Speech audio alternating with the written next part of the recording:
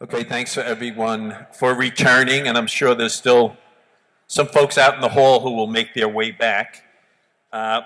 So this is our next section. It's the listening session, and I know a number of folks have signed up to, you have 3 minutes. We're going to try to enforce that as best we can so that everybody gets a chance to speak. If we get through everybody who planned to speak and there's still time, people could get up again. But if you could really, hold yourself to the 3 minutes, that would be good. But we're going to start out with, we have a video from Senator Shaheen that we're going to show, and then we just have remarks from a couple of staff members from Senator Hassan and Congresswoman Shea Porter. So, good evening, and welcome to all the state and local officials, water quality professionals, and community leaders who have gathered for this summit.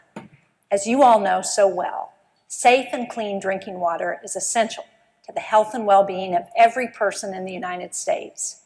And while our nation's water quality is among the highest in the world, we now face a serious challenge: aggressively addressing the health threats connected with sustained exposure to PFAS. We understand this challenge here in the Granite State. PFAS chemicals have emerged as a widespread contaminant to the drinking water sources in several New Hampshire towns.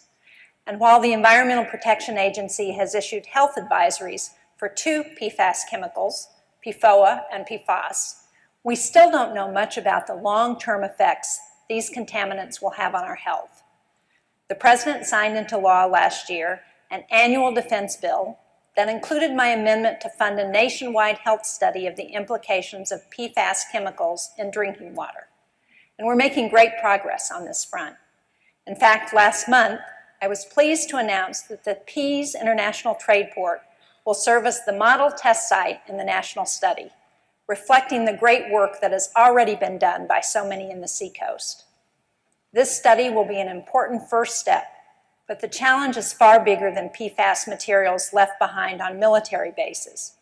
We need to improve the EPA's ability to issue drinking water health advisories and to develop new drinking water standards for PFAS and other unregulated and emerging contaminants. To help move this process forward, I've introduced bipartisan legislation that would expedite the health analysis of PFAS and provide resources to states with PFAS health challenges. I've also called on EPA and the Agency for Toxic Substances and Disease Registry to immediately publish the PFAS toxicological profiles that have been delayed for 5 months. PFAS contamination is a public health challenge of the first order, and the federal government needs to play a more proactive role in addressing it. In closing, I would like to especially thank Region 1 Administrator Alex Dunn for her attention to this issue and for ensuring EPA's series of regional PFAS summits begin in Region 1. I'd also like to thank our New Hampshire Department of Environmental Services and community leaders, especially the Pease moms, for their advocacy. Thank you to all of you attendees for the important work that you do, and have the very best successful summit possible.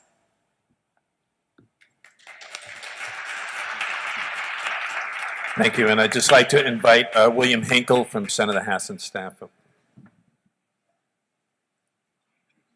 Thanks, Jim. I have a short statement on behalf of Senator Hassan. Dear friends, I regret that I could not be there in person for today's PFAS community engagement event. Clean water is critical for our citizens to lead healthy lives, and it is at the heart of economic development, healthy families, and vibrant communities. Unfortunately, too many New Hampshire communities have been exposed to contamination in drinking water sources from PFAS chemicals, and we must continue focusing on efforts to both support these communities and also prevent others from being affected.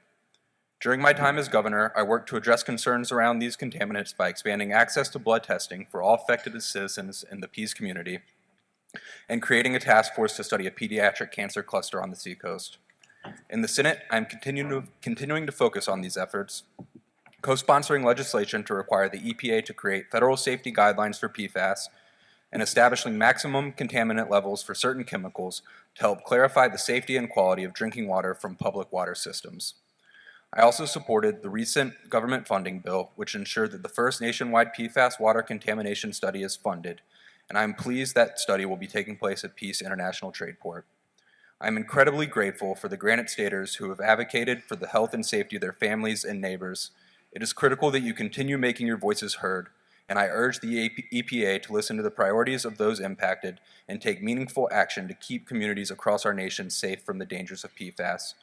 We must ensure that all Americans have access to clean, safe drinking water, and I look forward to working with members of both parties and all hardworking advocates to accomplish that goal. With every good wish, Margaret Wood Hassan, United States Senator. Thanks, William.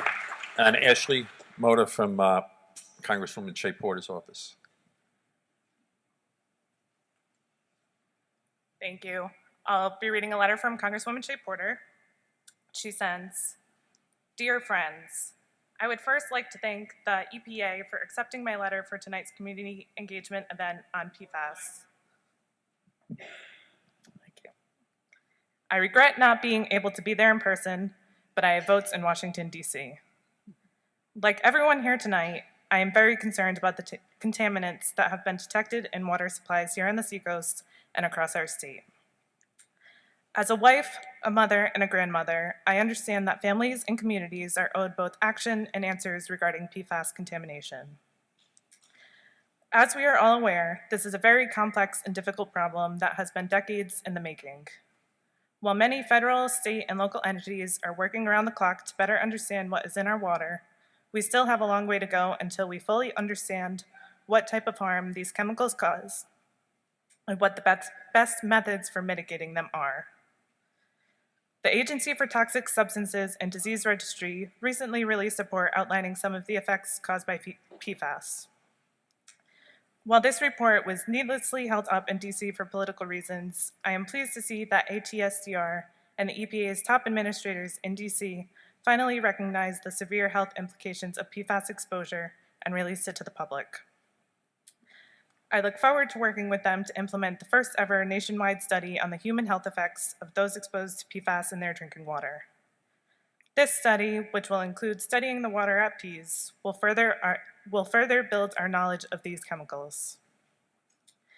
I applaud the EPA for holding their first PFAS community engagement event here in New Hampshire. By doing so, the EPA is showing that it understands how important this issue is to all of us here and is taking the steps necessary to promptly address this issue. I also want to thank Regional Administrator Dunn, who recently came down to DC to brief me and my colleagues from the New England states on the steps the EPA is taking to address the crisis. It is my hope that the EPA will move quickly to list PFAS as hazardous substances, set maximum contamination limits for PFAS, and continue its work to address groundwater leaching issues. I hope that this will be a productive meeting for everyone involved. I would like to again thank the EPA for hosting this event in a community that has been so strongly affected by PFAS contamination. And I would like to thank all of you for your continued voice on this important issue. Respectfully, Carol Shea Porter, Member of Congress.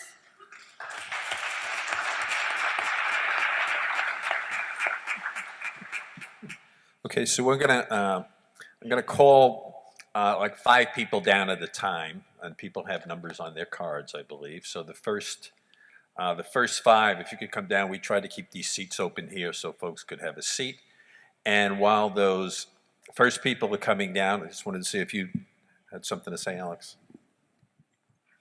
Well, first off, thank you. I'm Alexandra Dunn from EPA New England, joined here at the podium, for those of you who weren't with us before the break or at the table, by Dr. Peter Gravatt, who is the Director of the Office of Groundwater and Drinking Water at EPA headquarters, and Administrator Pruitt's lead on the PFAS issue for the agency. It's a real honor to be here with Peter and to be listening to all of you tonight. I really wanted to thank the community groups who spoke before the break. It was so helpful to have the context of the different community experiences. Alana, Stephen, Jillian, Kristen, Lorene, and David, thank you so much for taking the time to prepare those presentations. I know we asked a lot of you in terms of getting them ready in advance and putting sort of time restrictions on everything, and we really appreciate you working with us to put some framing around the community so that this is not an abstract conversation, but a very specific New England-oriented conversation. And just as we poise to hear our speakers, please remember this is the beginning of what we hope to be a very historic process over the summer, where government officials are gathering with you all to get your input and to start a meaningful relationship. So we know that many of you have a lot to bring to us tonight. We are listening with open hearts, open ears, and really appreciate the time you took out of your personal lives to be here this evening to share with us. I think with that, I'm going to turn it over to Jim Murphy again from EPA New England, who's going to go over any logistics. Okay, and I'm going to dispense with the restrooms and the exits. Everybody knows where the exits are. Just to clarify, so we split it up into 3 different sections, so there may be 3 number ones. So if the first period was 6:45 to 8 o'clock, even though it's a little past that. So the numbers who were in that first group are the ones we will call forward first, and then we move to the next period, which is 8 to 9. And I'm going to be sitting here along with Preston, another EPA person, and we are going to try to remind you when you have not very much time left. We're trying to keep it to 3 minutes. We have another person. I didn't know he even has a sign, so it should be helpful. So with that, we'll have our first speaker. Who is number 1 here? Yeah, it's all yours. Mm-hmm.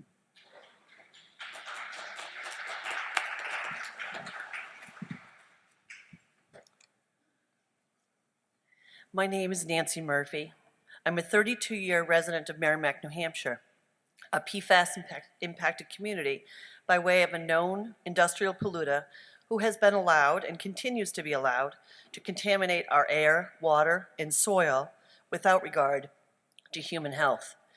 An absence of regulatory authority over harmful business practices, a failure to be proactive and require proof of safety prior to the use of PFAS, and a failure to expeditiously acknowledge the scientific data that has long been available to stop such practices allows that to happen and brings all of us here today.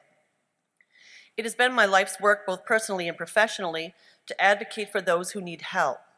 I'm a retired nurse and formerly worked in that capacity in child protection for the state of New Hampshire Division for Children, Youth, and Families. I was the public health nurse coordinator for the Foster Care Health Project at the Manchester, Nashua, Salem, and Concord DCYF offices. It was my job to ensure that children removed from their homes due to child abuse and neglect were protected from further harm and received any and all health care that they might need. I took my job seriously then, and though no longer employed there, feel strongly that, like all of us, child protection remains my duty now. I mention my work background because I believe it is important in understanding how I came to be here today. Prior to 2016, I was a private citizen raising a family and focused upon meeting their needs. In 2016, I became more fully aware of the PFAS contamination issue in Merrimack and other communities, and recognized that it was the time to advocate in a much more broad sense for the health and environmental protection needs of my family, neighbors, town, community. I'm a mother of 6 and grandmother of 6. 3 of my children are mine by birth, and 3 others came to my family through the state's foster care system and were adopted by my husband and myself. I love my family dearly and have tried and will continue to do everything in my power to keep each and every one of them safe and healthy.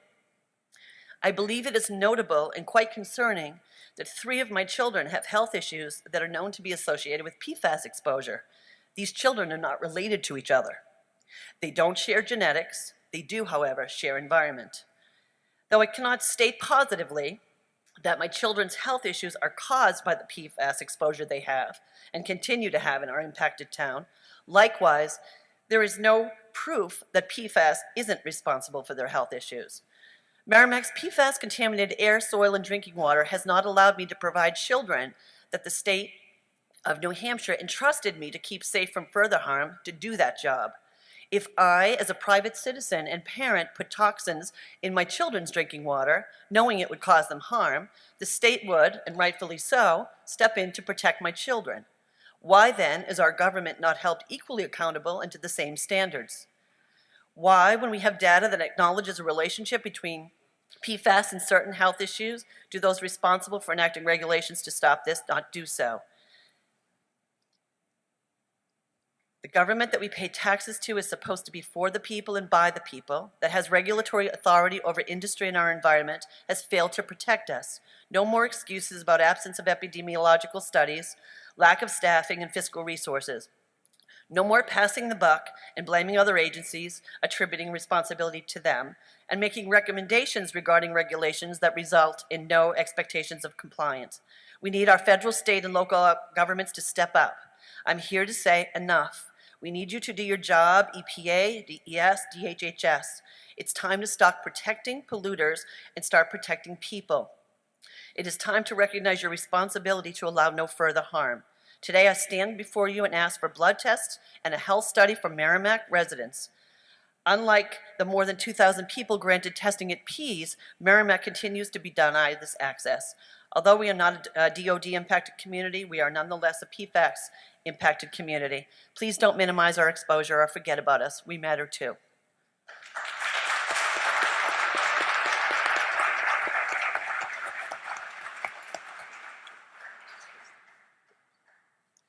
Okay, number two, do we have number two? Yeah, and if folks can try to be a little bit conscious of the time, that would be helpful. Great. You'll try your best.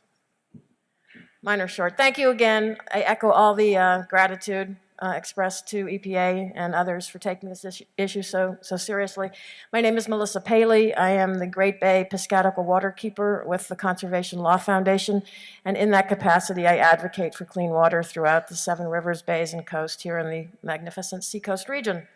Conservation Law Foundation is greatly concerned about the health and environmental impacts of PFAS, PFOA, and other PFAS compounds due to their persistent bioaccumulative properties and their dangers to public health.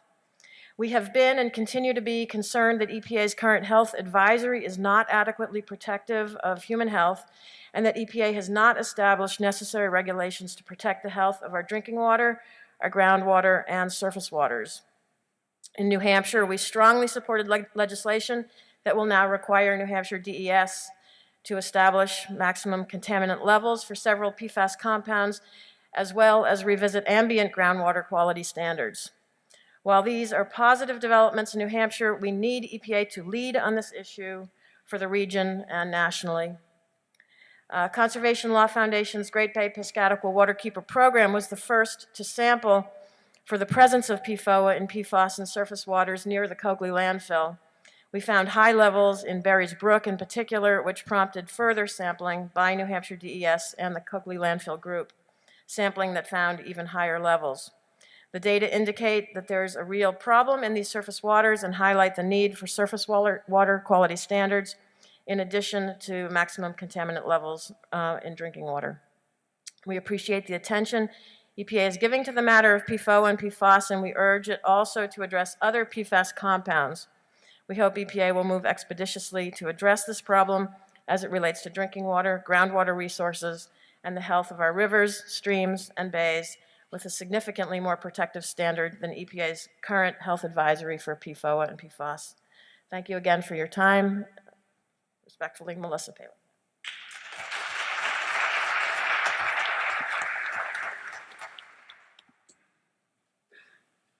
Don't start the clock yet. I just want to say thank you very much for this opportunity to Administrator Dunn, Dr. Gravatt. Thank you for letting us share our stories. That was so incredibly meaningful to us, and I really appreciate it. Okay, you can start my time. So my name is Andrea Amico. I am a mother, a Portsmouth resident, a wife, and I am a co-founder of Testing for Peas. You heard our story tonight. I care about this issue because my family has been personally impacted. My husband worked for a company on Peas from 2007 to 2015, and 2 of my 3 children attended daycare at Peas starting at 12 weeks old. I first learned of the contamination in 2014, and honestly, my heart sank because when I read about it in that article that Friday before Memorial Day weekend, I thought, oh my God, my children and my husband have been drinking this water every day. What are PFCs? What is PFOS, PFOA? I had no idea. And I also want to say my statement was pretty long, so I'm trying to talk fast and pare it down, so I apologize if it's not super coherent. So as you can imagine, I was even more devastated in the summer of 2015 when I learned that all my family had elevated levels of PFAS in their blood. My daughter, who's now 7, she had the highest levels in my family, and her PFH excess level was 11 times the national average, which was really frightening to me. When I was pregnant with my daughter, I thought I did everything right. I took prenatal vitamins, I went to all of my doctor's appointments, I read every book on how to have a healthy pregnancy, and I researched every single daycare in Portsmouth. I toured, I checked if they were licensed, and it's hard enough as a mother to not be able to stay home with your child, but when you can't do that and you have to find a daycare center, you look for a place that's going to have a great curriculum, certified teachers, a loving environment. So never did it cross my mind that I had to question the quality of the water that my children were drinking. And so I just want you to understand that I live with guilt every single day that I made a decision unknowingly that contaminated my children, and I had no idea. And now I have to worry for the rest of my life. What is that impact on their health over time, and what is that going to mean for them? And that's something I'll never stop living with. And this situation has really robbed me of some of my happiness as a mother, as a person, and that's something that I can never get back. And that's the personal experience I want you guys to understand. When I look at PFAS chemicals, I think that nothing good has come out of them related to human health and the environment. They build up in our bodies for a very long time. They don't break down in the environment. They're associated with multiple health impacts that affect multiple systems of our body. So to me, we have to pay clear attention to these, and we have to take action now. I'm happy that the EPA lowered their health advisories in 2016. And that was a good step in the right direction, but it's not enough. We must do more. So I am asking tonight that the EPA not give these chemicals the benefit of the doubt. Instead, please give public health the benefit of the doubt. Take proactive and precautious measures to protect the health of millions of Americans across the country drinking water with PFAS in it. If a chemical is a possible carcinogen and possibly associated with several other adverse health effects impacting multiple systems in the body, then take a strong stance against these chemicals with very protective regulations. We also need the EPA to take action now. For far too long, PFAS has not had meaningful action taken at the detriment to so many across our nation. Please step up to the plate, make positive, proactive, and meaningful changes in the best interest of communities and not in the interest of industry or DOD. We cannot regulate one PFAS at a time. Exposed communities like mine cannot wait anymore. We need to regulate these chemicals as a family to prevent further harm. And given that these chemicals build up in the body, they cross the placenta, they cross breast milk, we need to protect future generations. So thank you very much, and I look forward to hearing what your action plan has to roll out. Thank you very much.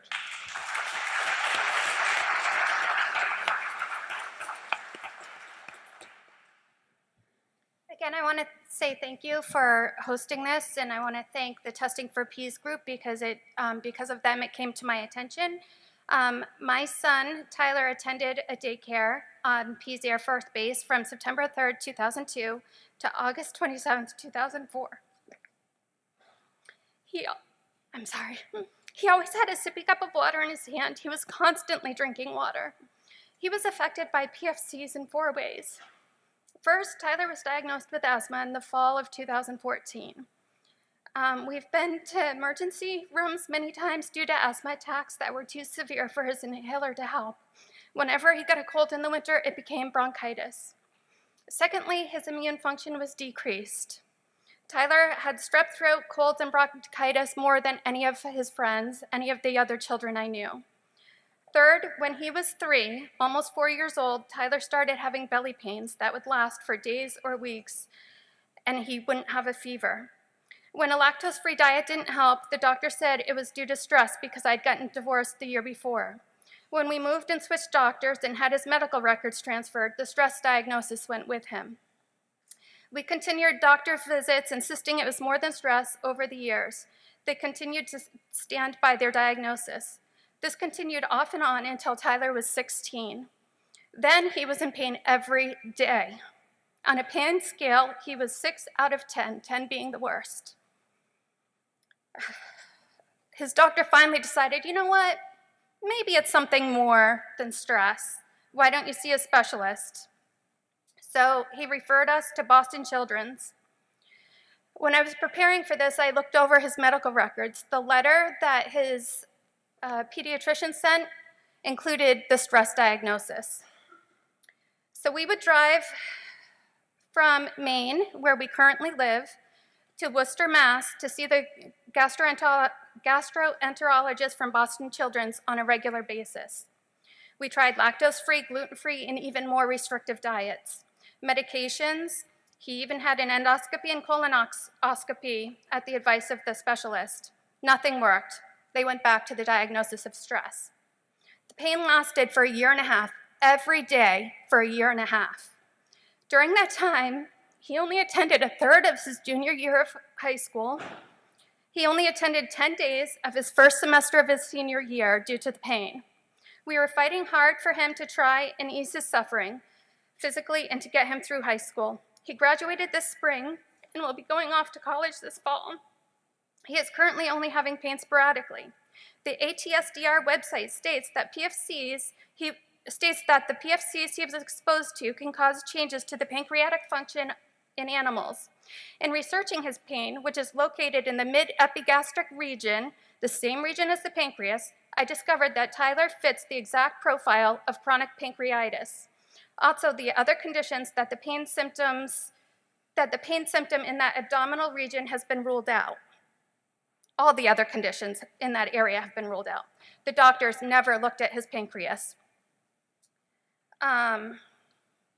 Even if they had, it's very hard to diagnose.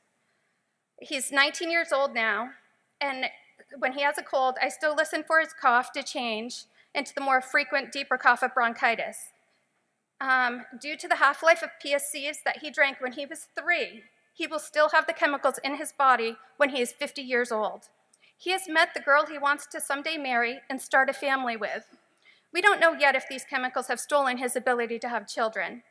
In summing up our experience, my son has been significantly affected by PFCs in 4 ways: asthma, decreased immune function, chronic abdominal pain, and all the missed school time, which affected his education. My son has already spent 16 years in pain and suffering because of the chemicals he was exposed to in the healthy drinking water he drank for 2 years during his prime developmental stage. Let's prevent this from happening to other people. And then one last thing. Peter Gravatt, you said that the EPA will be coordinating an effort with the federal government for the help we need. Do you mean in cleaning up the sites and or helping those that have had health effects due to the contamination?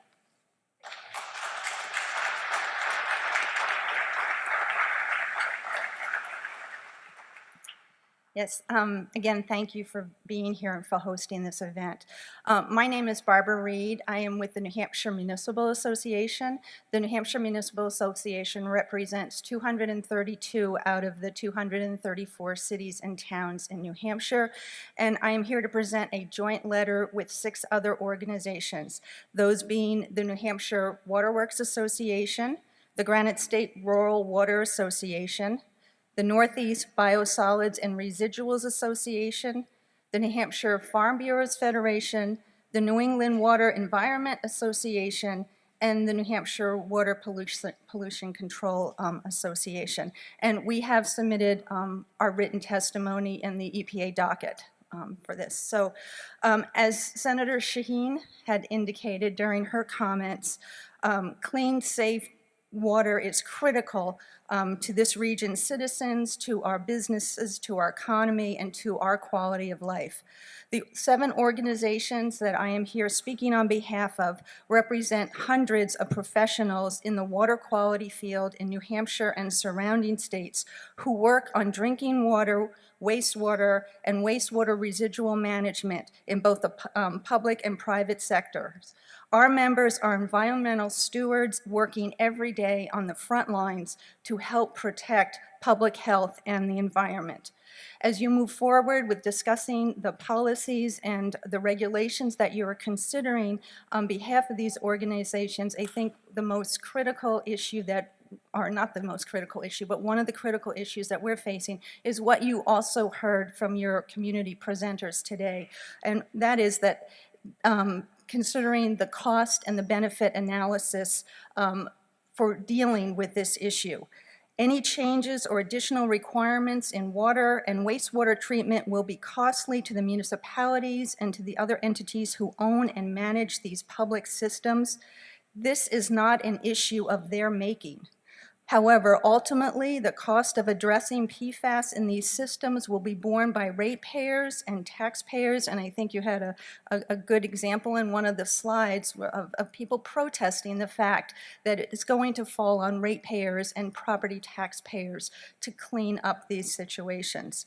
And we also need to take into consideration the other demands that are on public dollars that governments have to provide in terms of the services that they need to provide, in addition to the water and wastewater systems. So it's important to be cognizant of these issues during your when you're setting policy.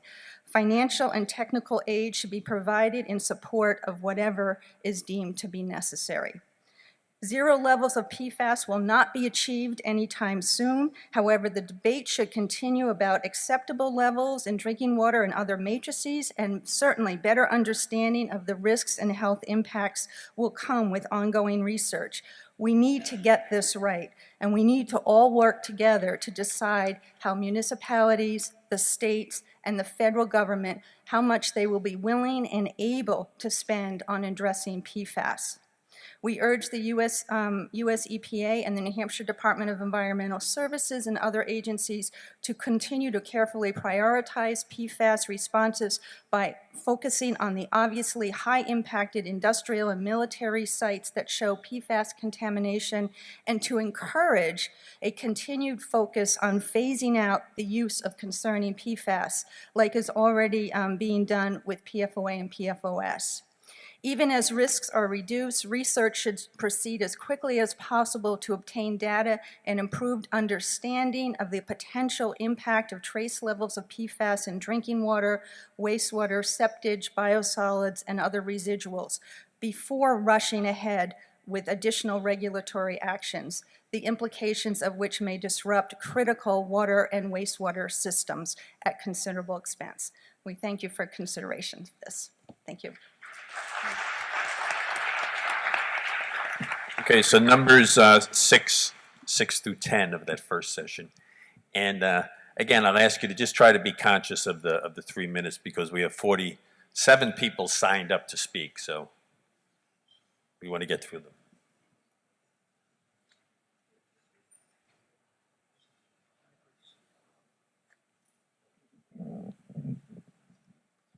So I thought I had up to 5 minutes, so I'm going to do the best I can, but it's not out of disrespect from other people's time. It's just that I have a lot of things to say, and after spending so much time on this for 3.5 years, I do think that's reasonable. So my name is Elena Davis. As you know, I'm part of Testing for Peas community group. I'm here because I'm an impacted community member. I worked on peas for several years. I became pregnant while on peas. My son drank water prenatally through the age of 5.5 years old that was exposed with PFCs. After my son was born, I enrolled him in daycare at 12 weeks old. When I learned that he had drank water contaminated with PFCs, my husband and I were devastated. We were the first to sign up for the blood testing when it came about, and no surprise, his levels were elevated for half of the contaminants, PFHXS and PFAS being the highest. Years before becoming pregnant, I was educating people on how to eliminate environmental toxins from their personal care products and food. That's why this was so devastating to me when I first found out about this, because I spent years doing that and making healthy choices for my family, and yet I could not prevent this water from contaminating his body. I nursed my son with these contaminants. Again, he drank them until he was almost in kindergarten. Our family never thought that despite the many healthy choices we were making for his development, that he would be ingesting toxic chemicals while he's developing, growing every day as an infant and toddler. Now, every time when my son's homesick for periods of 5 to 7 days with very high fevers, and no other indication of any other illness as he wards off the latest germs. One Christmas Eve, his fever was over 105. Questions raced through my mind about whether his early exposure to these PFAS chemicals during the critical stages of his development have compromised his immune system. 2 years ago, he was out of school for a week and a half with pneumonia. When I've mentioned to other parents what his normal fever level is, they say that their children have never had a fever that high. It's no surprise to the CDC or the EPA that these chemicals are harmful to infants and toddlers. Prenatally, according to their websites, children are especially vulnerable to environmental contaminants due to their rapid development during the fetal period through early childhood. Children continue to be vulnerable as they go through the developmental stages of puberty. Superfund sites are in our backyards with documented releases of these chemicals where our kids are playing. With the pediatric cancer cluster evident on the seacoast and other emerging contaminants in this area, we really, really, really need to address this problem. As a co-founder of a community group that for the last several years has pushed for action at every turn and broadened our reach to the national level, we've developed relationships with so many communities and they all have the same stories. Thyroid issues, cancer. One young man I talked to in Merrimack had his thyroid removed at 19 years old. He had just moved to the area a few years before and never had any issues before that. His father died of kidney cancer. The levels that were tested for the population, for the PFOA, for the C8 study, for PFOA alone were 7 times lower than what my son was exposed to at Pease when the well was shut down. My son was exposed to several PFAS chemicals. This is a major concern for us, with research showing that although there's not a ton of research on all of them individually, they act very similar in the body. So here I stand before you after years of advocating, devoting hours of my time away from my family, using personal time from work to attend meetings, organizing events, meeting with legislators. Even with filtration, it still remains a concern for me and community members around me to think about consuming this water given their previous exposures and the elevated levels in their blood. We've been told that there's no medical way that is approved to remove these from their body. They would just reduce slowly over time. We don't have that time. We have been exposed. We are not in a position to wait and see what happens. Studies and research have and continue to indicate adverse health effects on our health and environment at very low exposures, including the ATSGR's recent tox profile. The combined 4 toxins that were studied in the recent profile were 36 times lower than what my son was exposed to from the Haven well. Given my son's exposure was prenatally and continued until he was over 5, these issues are major concerns. What are the implications of this? That's what drives me to continue to show up and spend the countless hours on this. What does this mean for my son's health? They're bioaccumulative, they have no place in his body, they shouldn't be there. It will take decades for his body to begin eliminating them, and possibly years before any of these harmful contaminants health impacts will even show up. Up until now, the federal action has been slow, with the burden on the states to deal with these issues. Yet we hear time and time again there's no funding to support the research or action at the state level. So they rely on the slow regulatory processes of the federal government. We need the EPA to establish regulatory standards on all PFAS, reviewing the most current research and revising annually as new data on other PFAS contaminants comes available. The trends towards data indicating negative health impacts at even low levels make the need for implementing a proactive approach clear. We need you to be transparent. We have the right to know how we've been exposed, what actions will be taken to prevent further exposure, and what the risks are to our health so that we can make informed decisions for our families.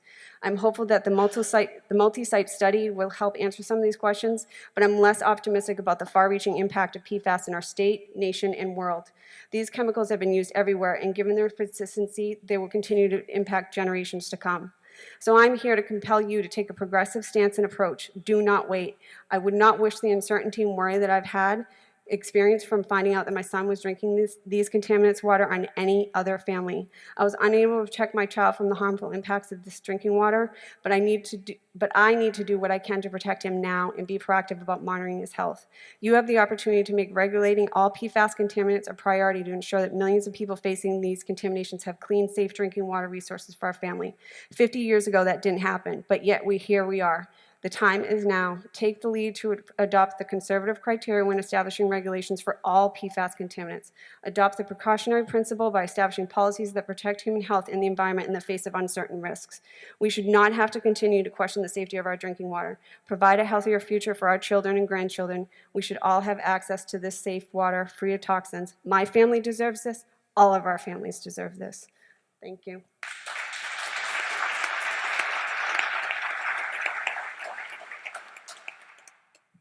Hi, my name's Catherine. I'm from Merrimack, New Hampshire.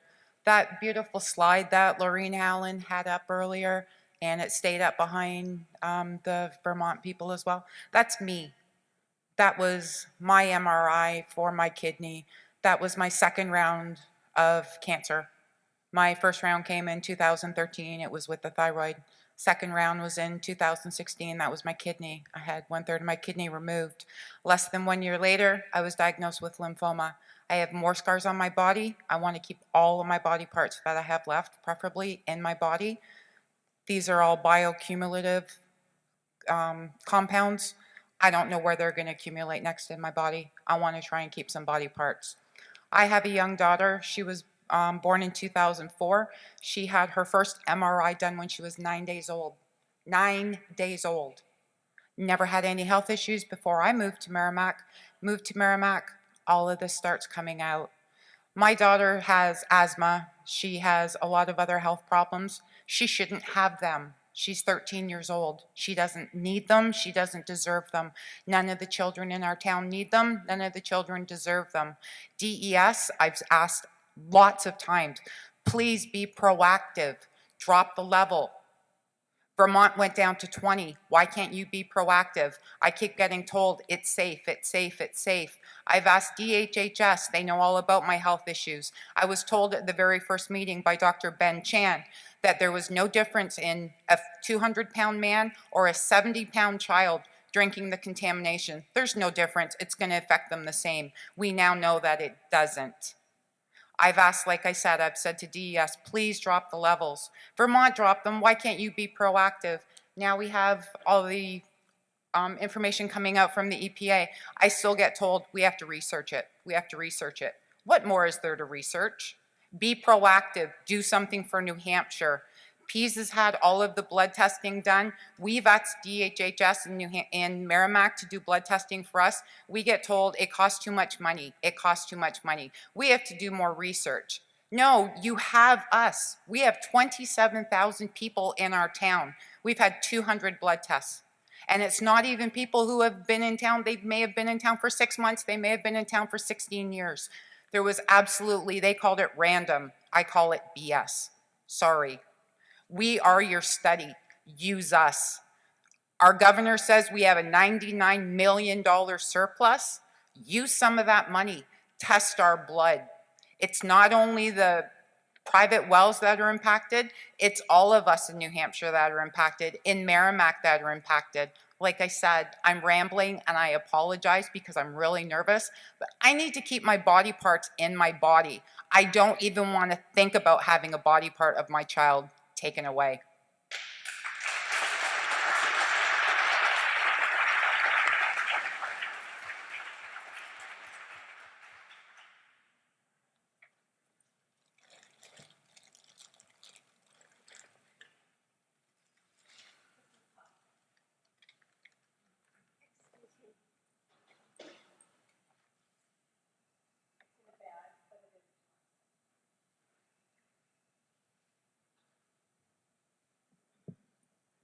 Thank you, organizers and EPA panel members, for allowing me this opportunity to speak.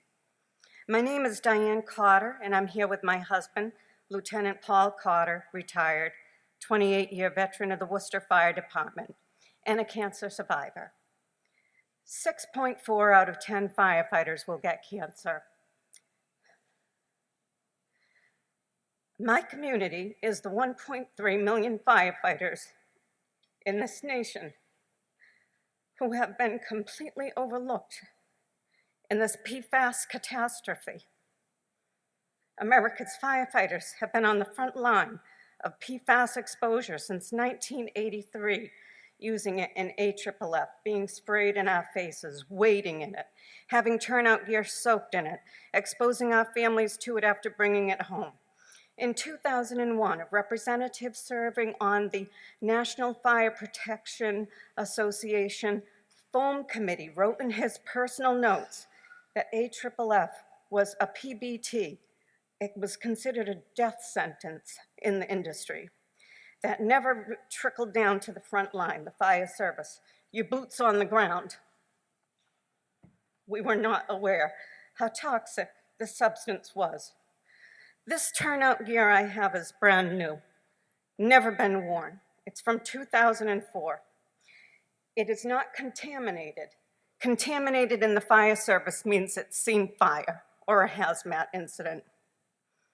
In January of 2018, our grassroots efforts acquired Professor of Physics Graham Peasley of Notre Dame University to test for PFAS content, just the fraction of the potential that is in this gear, tested at 157 parts per billion PFOA and 257 parts per billion PFNA.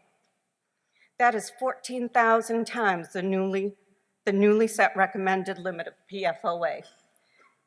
Turnout gear has been impregnated with PFOA since 1999 at least to meet the NFPA standards for water repellency. We were never made aware. We have no idea how much. Only our manufacturers have that information. DuPont, Honeywell, and Gore are our manufacturers, to name a few. We sweat in this gear, our body temperature rises, and our skin absorbs these toxins. We start our careers in our childbearing years, and PFOA and PFOS are designated by California Prop 65 as causing reproductive cancers. In 2006, the European Chemical Agency notified gear manufacturers they would be restricting PFOA in textiles. One of those textiles is firefighter PPE, turnout gear. By 2012, PFOA was designated a substance of very high concern over there in Europe. Gear manufacturers were made aware of the decision to restrict the amount of PFOA in turnout gear to 25 parts per billion and precursors to 1 part per million. To date, they have not advised us of that here in the US, but our manufacturers are discussing it and teaching about it in Europe, and they have not mentioned it here. They minimized the issue when it came up in a firefighting magazine published by Station Pride titled "The Real Cancer in Your Gear." We are at particularly high risk exposure setting as our gear has been degrading in the fire stations where we work, eat, and sleep since 1999. That coating degrades in UV lighting. In many stations, our gear is stored in open lighting near apparatus in bays. My husband's station has 80 sets of gear stored in 1 week. The gear is designed to be used for 10 years. Imagine over 20 years that we've had thousands of sets releasing particles of PFOA into our stations. The new short chain coatings are also a concern. New Hampshire State Representative and environmental scientist Mindy Messmer wrote an article on this for the fire service titled "Firefighter Cancer Quadfecta," and from Firefighter Magazine, Firefighter Nation. The replacements termed short chain PFCs were sported as better for the environment and public health. However, scientific studies conducted in laboratory animals indicate that short chain replacements could be more toxic to humans since they accumulate longer in organs than the long chain legacy compounds. This may be the cause of cancer incidents in younger firefighters. We were told by the industry that they had switched over to the short chain Gen X material. And Mindy goes on to say, I have been advocating for a national health study specifically focused on firefighters to assess the health outcomes because they are highly exposed. It is often difficult to tie causation with cancer or other chronic diseases. Focusing on highly exposed populations is more likely to carefully evaluate possible negative health effects for exposures to PFCs. This should include, at a minimum, thorough cancer screening and annual serum PFC monitoring of firefighters to provide longitudinal data to assess health outcomes. To date, there has not been a PFAS study in our stations, yet biomonitoring has shown the firefighters' PFO serum range from 243 nanograms per milliliter to 423 from a yet unknown source.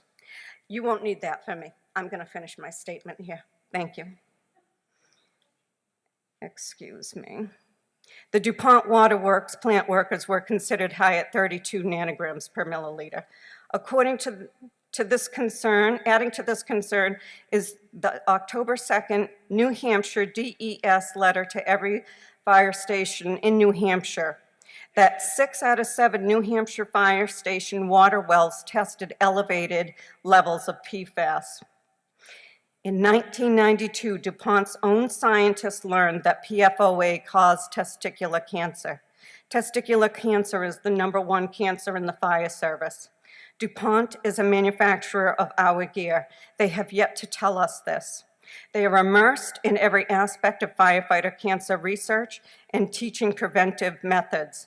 In 2006, they notified their shareholders that any attempt to regulate PFOA would impact their bottom line.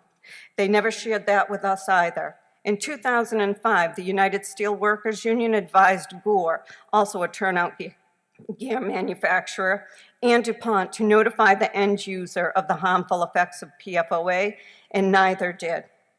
On September 5th, environmental attorney Robert Ballot, Dr. Paul Brooks, and Fire Chief Jeff Herms demanded testings and studies of the EPA, the CDC, ATSDR, and the U.S. Attorney General on behalf of our first responders due to their exposure from foam and gear.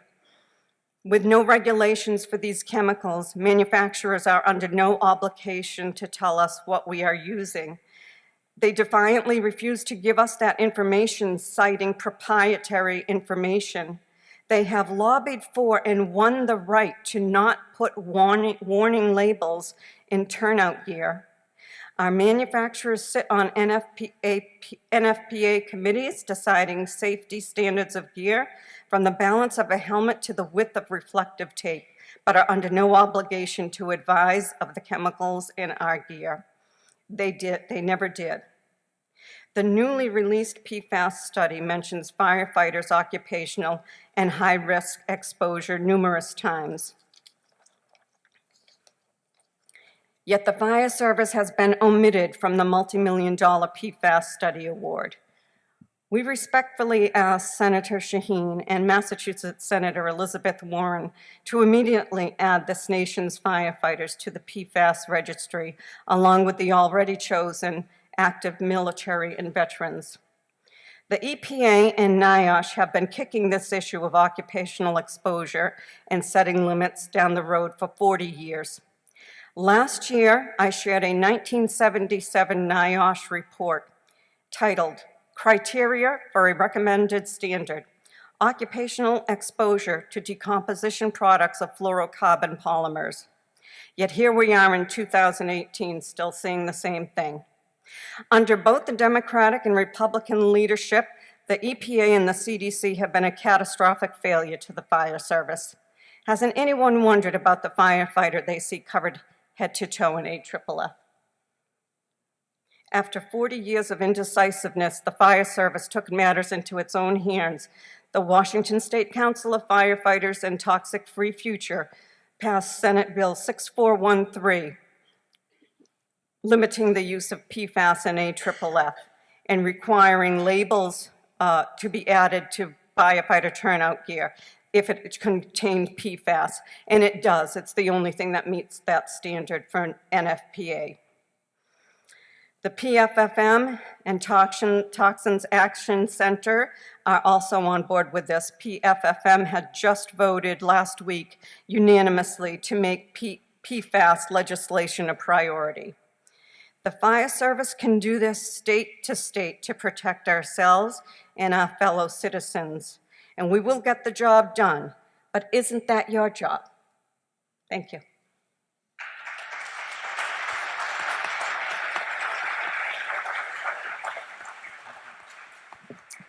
Thank you for all the comments so far.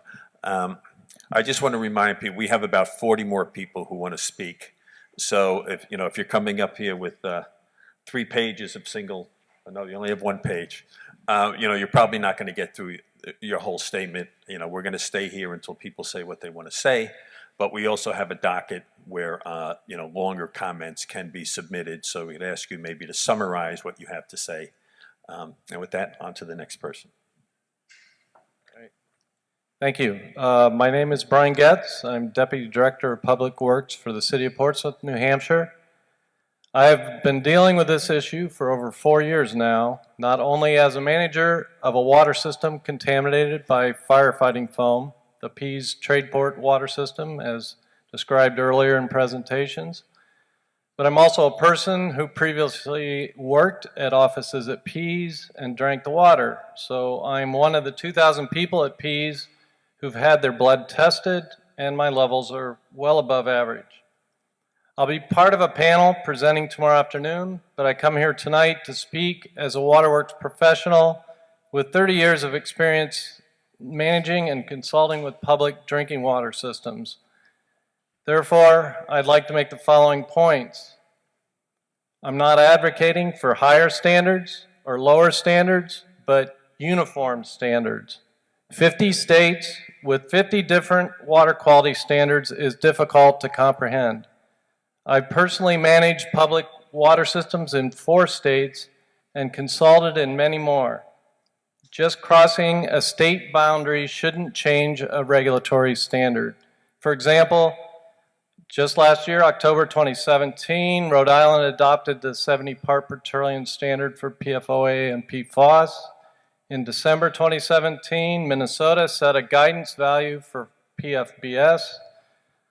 Just last week, Massachusetts sets a guideline of 70 parts per trillion for 5 compounds, PFOA, PFAS, PFNA, PFHXS, and PFHPA, either individually or combined. And right here in New Hampshire, we have recent legislation that directs our Department of Environmental Services to set maximum contaminant level for PFOA, PFAS, PFNA, and PFHXS. To do this, the state will hire 1 toxicologist and 1 health risk assessor. Not all states have the resources to do the complicated scientific analysis necessary to get the standards right. And that's what the EPA is set up to do. A federal agency with the money, resources, expertise to dig into an issue like this with toxicologists, epidemiologists, treatment engineers, economists, and peer reviewers. We also need better outreach and uniform messages, and we need clarity where there is evolving information. In fact, just last week, I was made aware of the Massachusetts guidelines. Then came the ATSDR document regarding PFAS, and then also was sent information from a recent health study in Australia. The ATSDR report notes that PFAS may have health effects at lower levels than the current health advisory, while Australia's media release on May 7, 2018 stated that the panel found evidence on health effects associated with PFAS exposure is limited.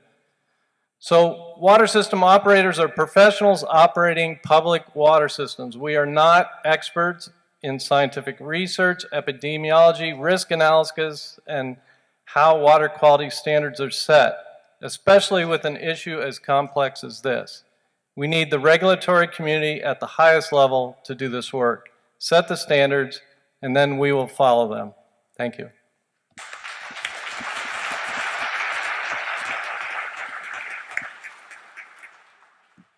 Good evening. I'm Jeff Daly from Nashua. Thank you for this opportunity for the public input via the Region 1 tonight. I wish to suggest that the EPA health advisory be reset at 0 whilst the ATSDR testing is ongoing until an acceptable level is established. The release and sales of any chemicals must be based on FDA protocols for pharmaceuticals before being released to market. We do it for pharmaceuticals, why can't we do it for chemicals? Look at the Love Canal, look at PCBs. We've got people dying because they got exposed to PCBs. Did GE clean up the Hudson River 100%? No. All PFOA, PFOSs are bioaccumulative and can remain in the various organs for many years, and as you've heard, some parts of the PFC up to 20 years. Some people's organs are disintegrating. I live in Nashua, which owns the Pennachuck Water Company, the only municipal water company in the nation. The aquifer for all the city water is downhill from Merrimack, Amherst, and Bedford, feeding into the Witches Brook, which feeds into the Pennachuck Brook, that flows through the Pennachuck Ponds into the treatment plant, and then into the city distribution system, with Merrimack, Litchfield, Bedford being supplied as part of the Pennachuck water system under the payment by Saint-Gobain and TCI, who agree to connect to the city water. The city has a bond debt of over $150 million and could not afford any major legal health claims if the city water source becomes further contaminated due to the continued downhill flow of PFOAs. The EPA needs to identify all known contaminated sites in the USA. They do not. ATSDR did not identify anything in their report, let alone the 126 military sites. Camp Lejeune has the worst water contamination with PFOAs in the world. And we've seen it here at Pease Air Force Base. And this has been since Love Canal, ladies and gentlemen, which was the first Superfund site in the nation, and was in the late 60s, early 70s. It is now 2018. I wish the EPA to have a single public website, easily accessible and readable for everyone in clear, plain, concise English as per the 1977 congressional laws and acts passed. None of this gobbledygook. Let us get it in plain English. Thank you.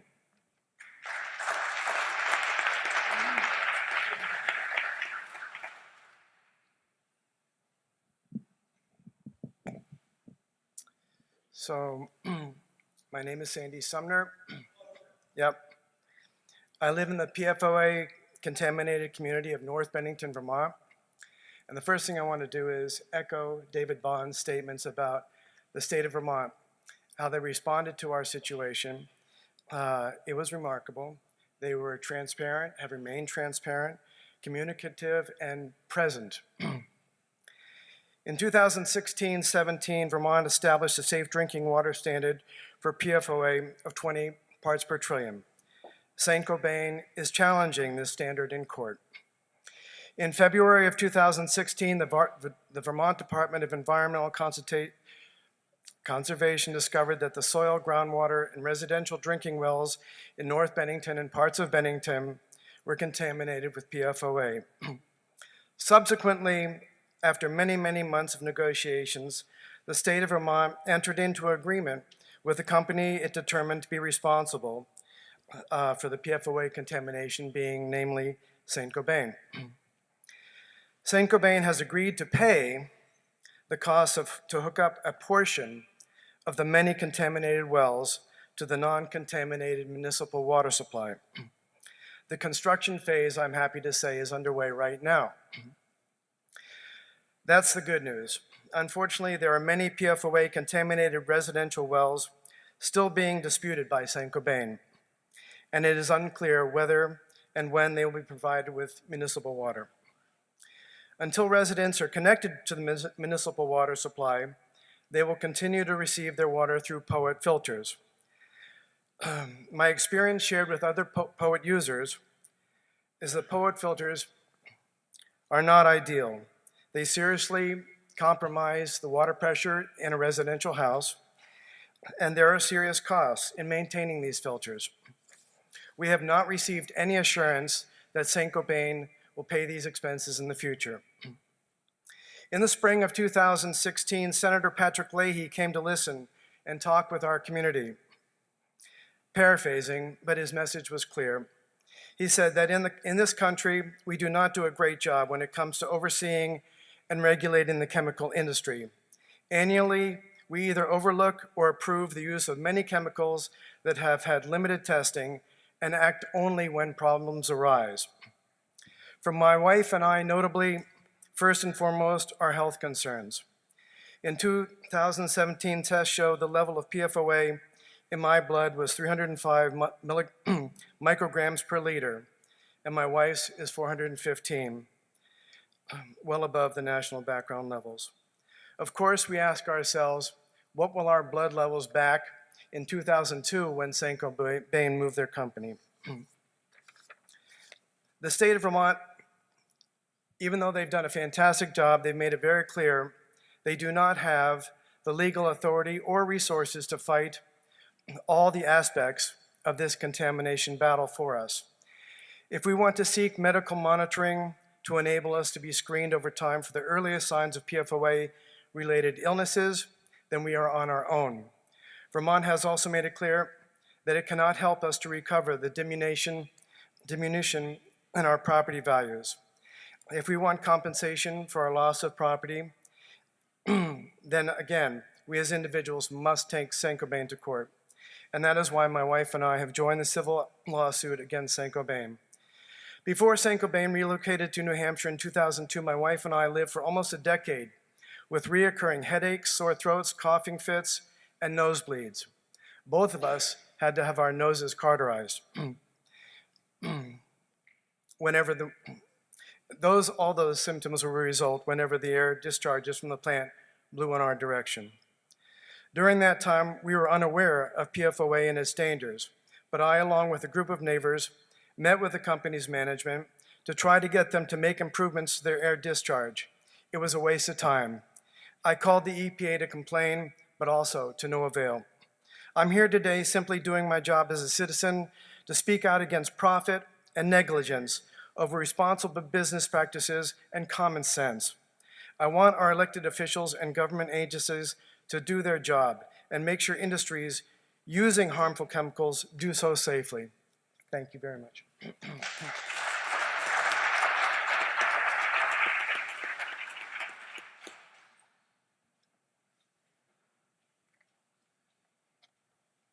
Good evening. A year and a half ago, my wife and I had solved our problem. My son, after 17 years of academic struggle, had overcome his multiple learning disabilities and earned a bachelor's degree. His hope was to start a career, but the economy was slow to rebound. He had several entry-level jobs, but was let go. However, there was something else that was interfering with his success, and he was very unhappy, and my wife and I were perplexed. We, my son, the wife, and I, went into family therapy, came out with a diagnosis of autism spectrum disorder, ASD, or the less professionally acceptable but more recognizable Asperger's syndrome. I started searching on the internet about Asperger's, the multitude of symptoms and workarounds necessary to survive with this disease. In the process of my investigation, I found a paper written by Robert Delaney. That's a name you should remember if you're interested in this aspect of PFCs. And what he does, he describes the connection between perfluorohydrocarbons, PFCs, and autism. This paper is a description of the facts of PFCs that support his contention that these chemicals are the cause of autism. 1 in 60 boys today have autism. I discovered that PFCs were used in firefighting foam at Air Force bases. Here was the answer. My son was born at Pease Air Force Base Hospital 30 years ago in the mid-80s. He was in utero for 7 months after his mother was transferred to Pease. then already identified as a Superfund site. For 7 months, as an embryo and fetus, he was exposed to PFCs in the foam which was allowed to drain off the runways during monthly fire drills for many years. It entered the water supply. His mother consumed this tainted water while working and living on the base for 7 months.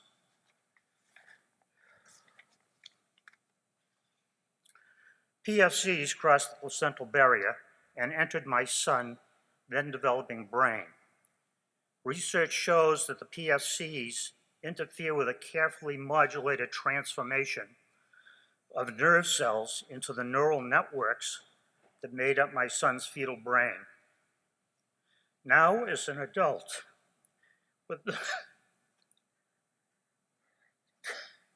with a bachelor's degree and a 3.0 GPA, he wanders from one task to another, not wanting to waste any time, yet his educated mind is mixed up enough not to qualify for a salaried job.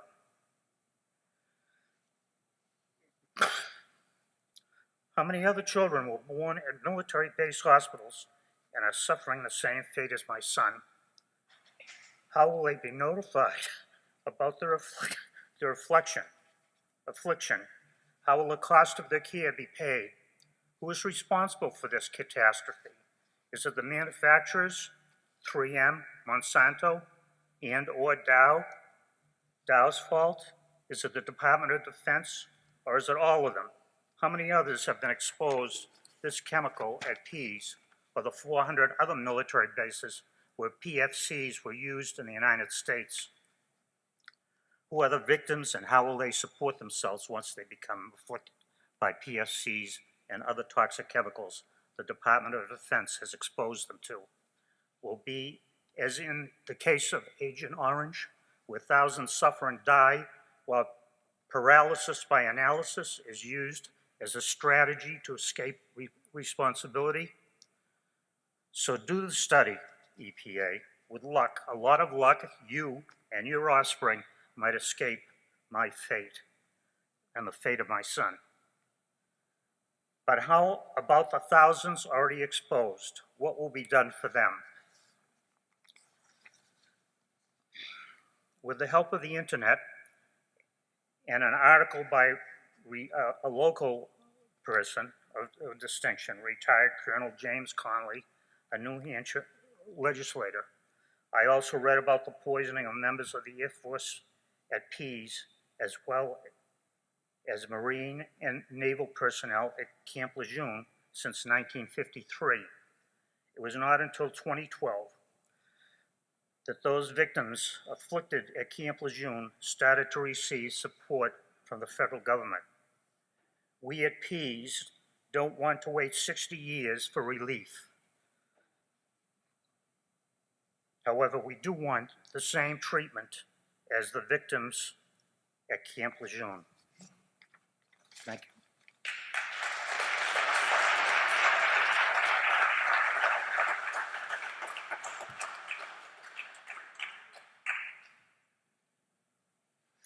Hi, thank you for my time. Kristen Mello, Westfield, Massachusetts.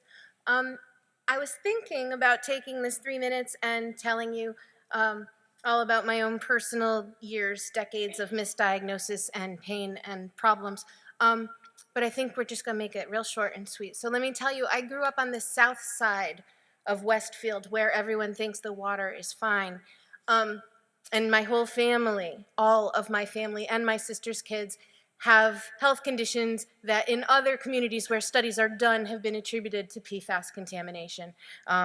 Non-alcohol related fatty liver disease, thyroid conditions. My brother had ulcerative colitis so bad that his entire colon was removed when he was like 20. My sister's daughters have Hashimoto's and a completely mysterious diabetes that came out of nowhere when she was like 3.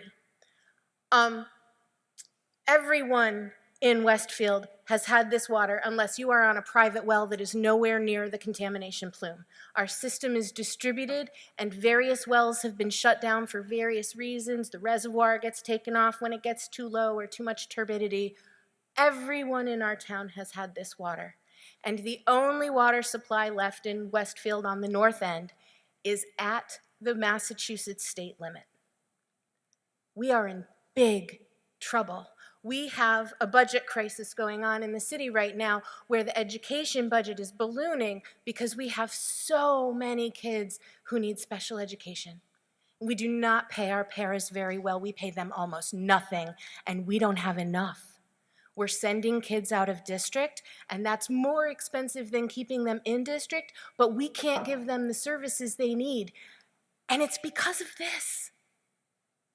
We have big troubles. People here were talking about asthma. I had to pack my nebulizer to come here, and I made several phone calls to a Department of Public Health in a state I don't even belong to in order to make sure that I would be safe coming here, and they still couldn't guarantee it because of the pertussis outbreak. Some of us have no immune system left, and we need to be really careful. And I almost didn't come because I thought if I get whooping cough and blow a hole through my lung again, I can die. And then I won't be able to take care of those girls at all. This is not okay. And everybody who's speaking tonight, thank you for your stories because you're telling part of mine while I sit here and go off topic, right? But none of us should be talking like this. This never should have happened. And the EPA is a huge, huge agency with a lot of power. The EPA has the power to turn around and make recommendations that every site and its State Department of Public Health and every public university there work on this problem together and create a lab in every state. You have that authority. The senators that we have been talking to would give you this money. We need total action. We need what is the problem and let's find the solution. So I'm asking you here tonight to please, let's talk about solutions tomorrow and what kind of direct steps could create the laboratory capacity we need to get the help we need. We desperately need the EPA to throw all of its weight behind that. Please, and thank you.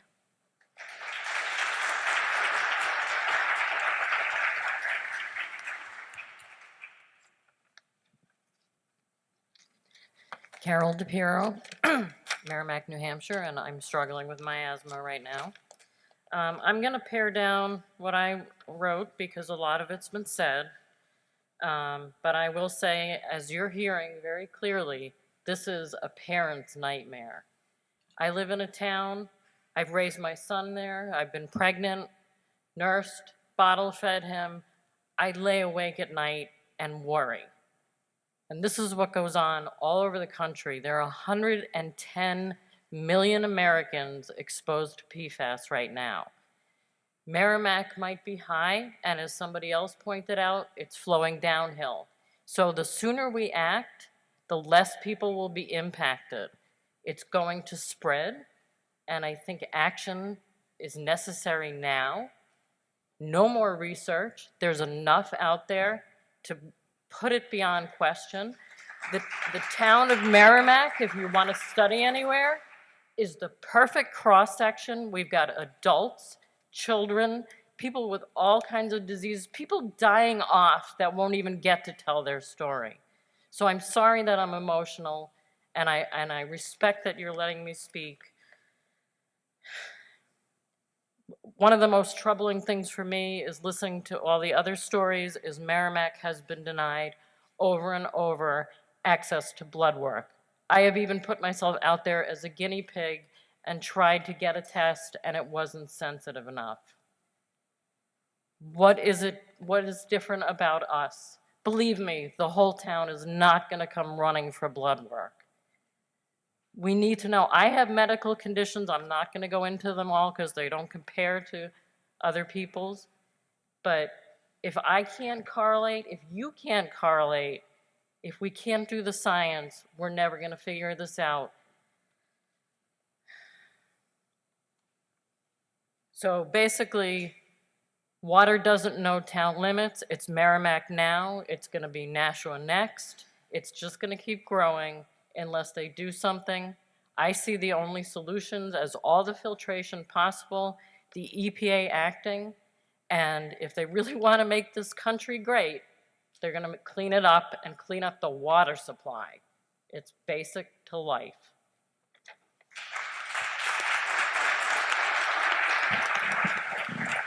Thanks. Did we get everybody from that up to the 8 o'clock slot? I think we did. All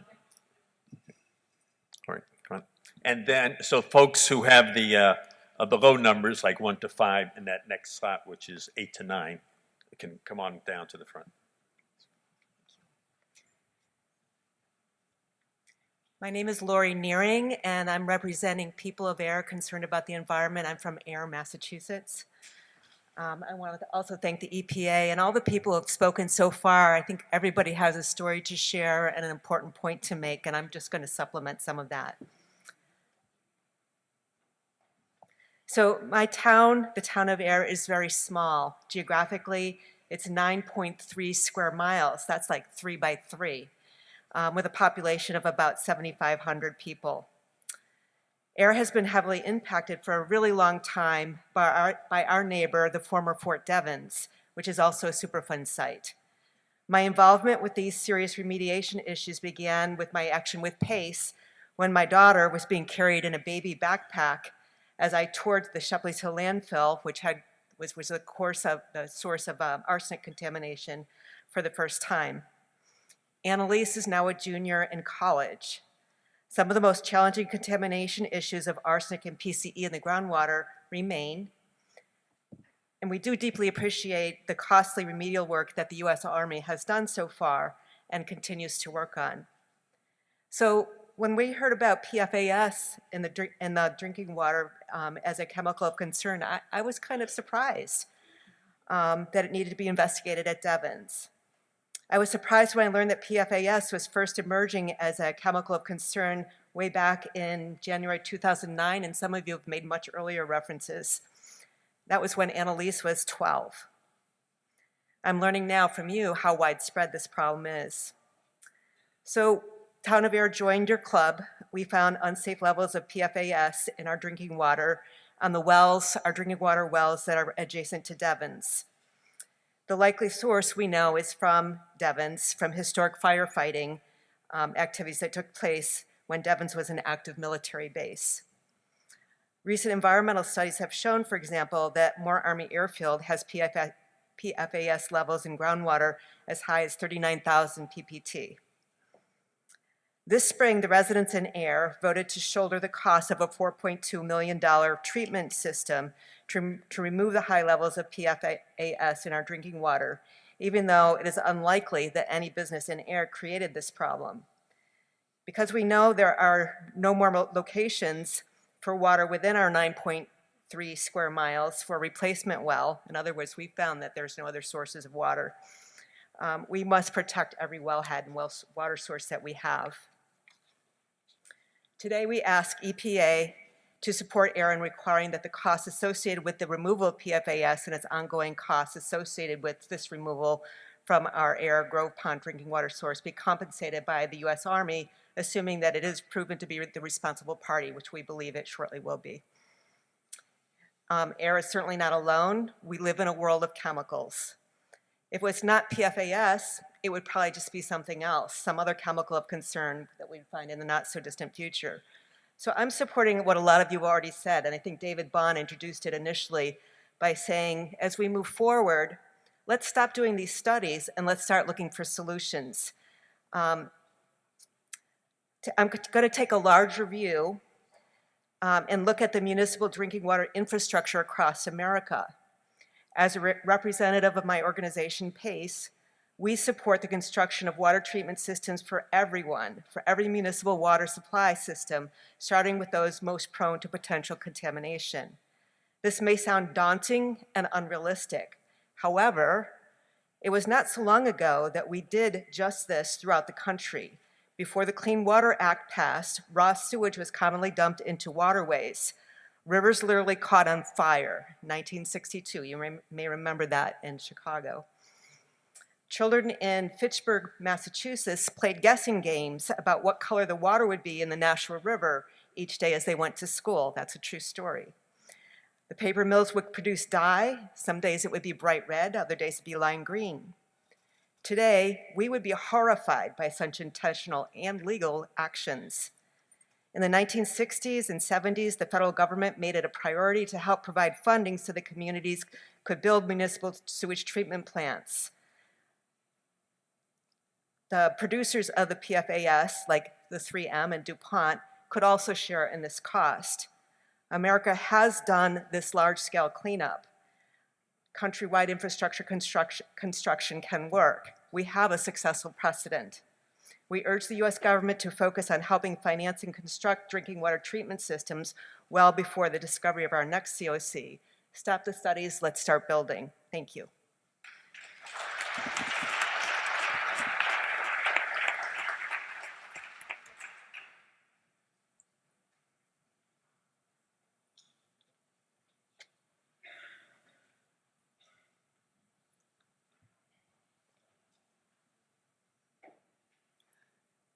Good evening, everyone. My name is Susan Moniz. I'm from Greenland, New Hampshire. Thank you for having us. We live 1.4 miles from the Coakley landfill and 0.9 miles from the contamination warning sign at Barry's Brook. There are contaminated wells in our neighborhood on our street. Even though the levels are below the state advisory in our neighborhood, Vermont or if they were in Vermont or New Jersey, the water would be considered undrinkable and we would be given bottled water. It is very, very stressful being so close to this contamination. Besides our health, the length and quality of our lives, as we are aging, we are very concerned about the ability to sell our home. I lose sleep worrying about what if we can't sell it. We need funds for our own senior care. Or if our children are strapped with this inheritance that they cannot sell while they're, making their own plans, educating their children, and thinking of their own futures. Just to be safe, we spent a lot of money to add the reverse osmosis filter and the whole house carbon, and we assume it will be costly to replace them. I'm retired, my husband is semi-retired, so we are on lower budgets, but we had to do this. I understand about the red tape that it takes to lower standards to plan treatments and cleanups, but please, EPA, get it done. It needs to be done. Also, and I leave this to the end because after I say it, I can't speak anymore.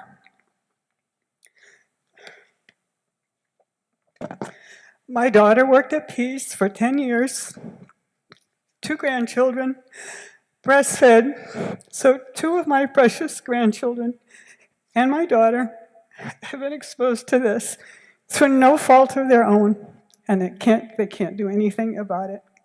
I repeat, it is just awful to be living so close to this, again, through no fault of our own. Please help us. Thank you.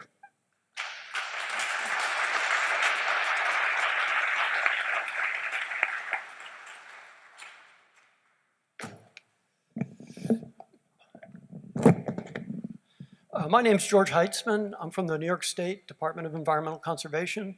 I want to thank EPA for letting me make some brief remarks tonight and for participating in the state panel tomorrow. I was on the front lines at Hoosick Falls as incident commander, and I went into people's basements when we were putting systems in their houses, and in the end we put over 1,000 carbon filters in their houses. And then since then I've been involved with the city of Newburgh and the Stewart Air National Guard Base, where PFAS has contaminated the reservoir, and 30,000 people have been drinking contaminated water probably for 20 years. And when I talk to the people in their basements and at events like this, they're fearful, and they're fearful as much for the uncertainties that come with all this. Uncertainties as to whether their medical problems have been caused by this contamination, fearful for what medical problems await them because of this exposure. And when we have different standards between different states, the uncertainty that when I tell them it's okay to drink 60 parts or 20 parts, when a state nearby says that's not acceptable, that causes them even more fear. So the first thing we need is a federal maximum contaminant level that is enforceable and that is consistent between the states. New York State declared PFAS and PFOA hazardous substances under our state Superfund program. And that has made a huge difference because it brings the enforcement power of the Superfund and it brings the financial power of the state Superfund to bear on these problems. And we encourage EPA to do the same thing, to make it a CERCLA hazardous waste. If that was the case, Westfield would be a Superfund site, and you would have the resources that come with the state Superfund along with that. And in addition to an MCL and a CERCLA hazardous waste, we need discharge standards under the NIPDES program so that a company cannot discharge in Bennington, pick up shop, and then move to Merrimack and discharge the same contaminants in a different state.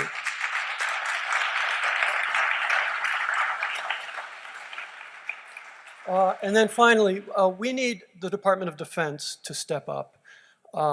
We are impacted in several locations by Department of Defense facilities.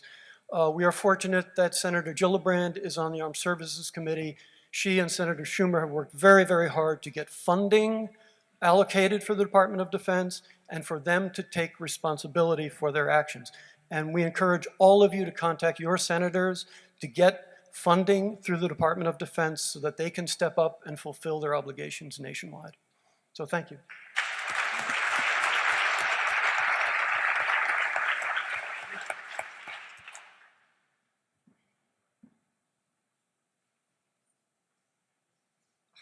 Never follow a tall guy. Hi, I'm Sue Phelan from Barnstable. We're all Cape residents and millions of summer visitors are drinking from our sole source aquifer, our only drinking water supply, even those on private wells.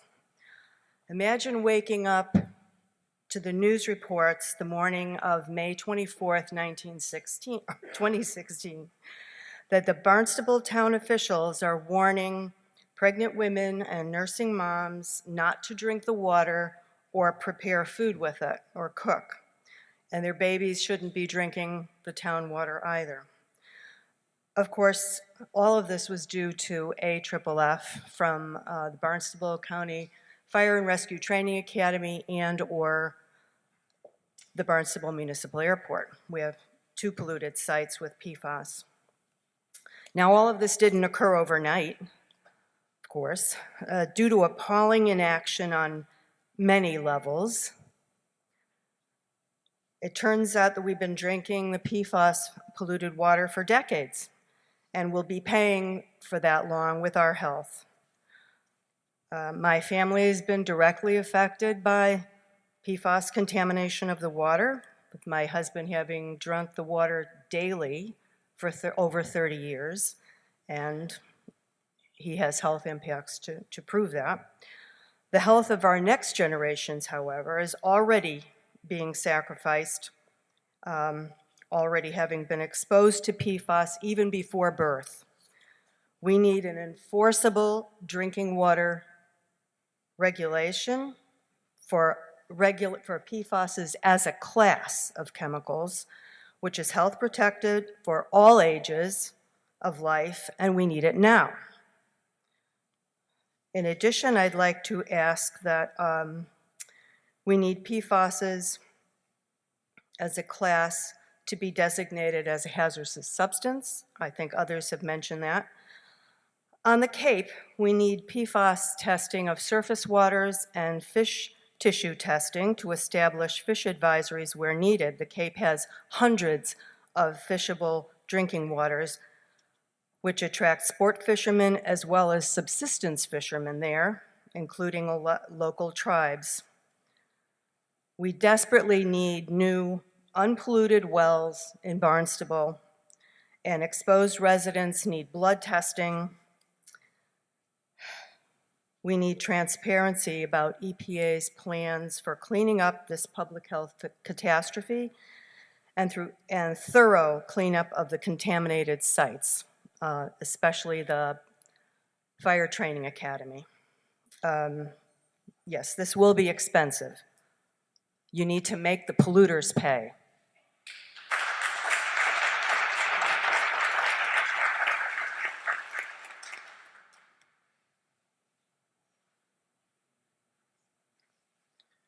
I'm the husband with the thyroid problems that my wife just referred to. Yeah, I never had any. Then I came to the Cape and I was working in Hyannis, and I started out with hypothyroidism. I ended up with a benign nodule on one side, got removed, and then after that ended up with a cancerous part and have no thyroid anymore. That being said, you know, I know as an intellectual, scientifically, you can't really say that X does Y because you're part of more of a science type thing. But it does make you wonder, and it makes you kind of, did I make mistakes in doing that, in drinking the water, the public water, which, but that being said, I'm kind of over a lot of that. But I do have kind of a question in the back of my mind, because we had researched a lot of different chemicals for pesticides on the Cape. We're just trying to be protective, my wife and I and others, of that groundwater. And it seems that the EPA, if I understand correctly at this point in time, that they have an obligation to only look into 10 chemicals a year. And knowing that there's thousands of chemicals that need to be looked into, that doesn't seem to be enough. And I wonder if that's still true. When I read it, that it was being thought to be a great thing by the defense, you know, environmental defense people, because that at least they do 10. But it seems to me kind of logically, with thousands of chemicals being out there, that there needs to be, you know, and that's probably through legislation. That's not something I don't think the EPA invented. That's something they got legislated into. And I'm just bringing that out, and it's food for my thought, and maybe should be food to a lot of us that are concerned about these. Okay, thank you very much.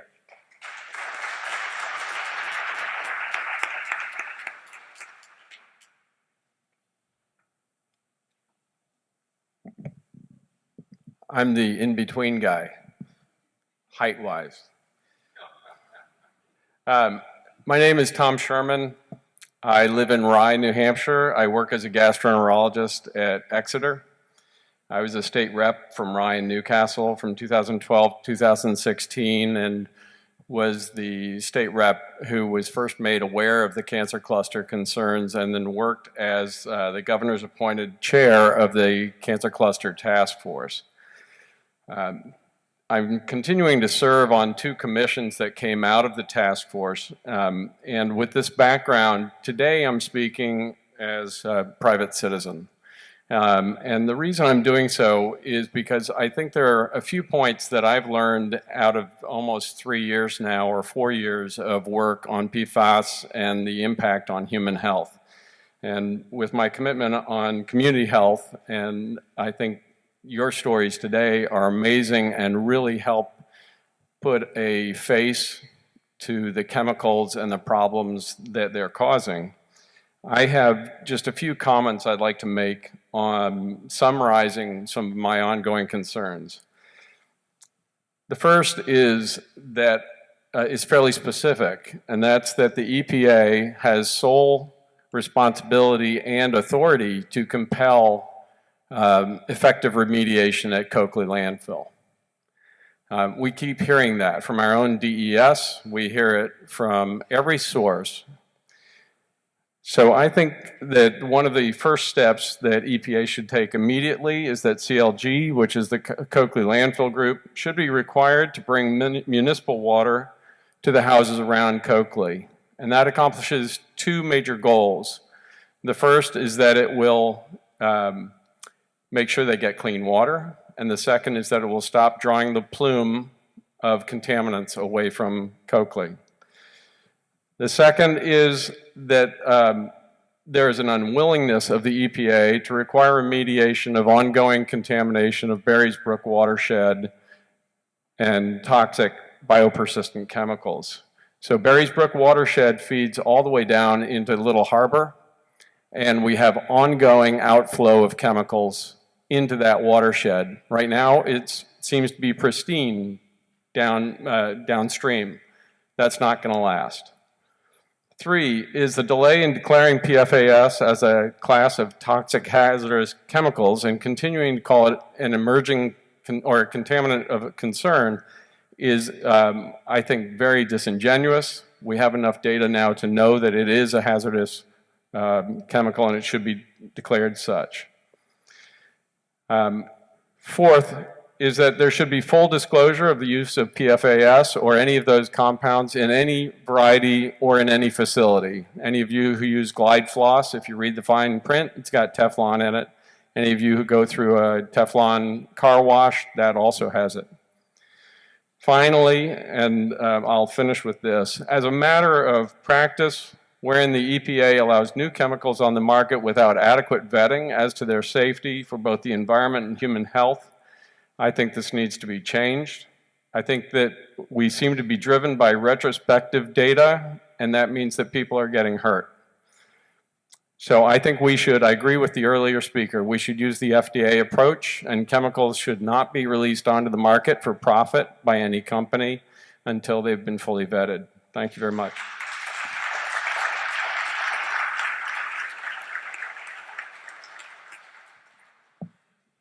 My name is Mackenzie Murphy. I live in Merrimack, New Hampshire, and have lived in Merrimack, New Hampshire for the past 21 years. I am one of 6 children and one of 3 who were adopted.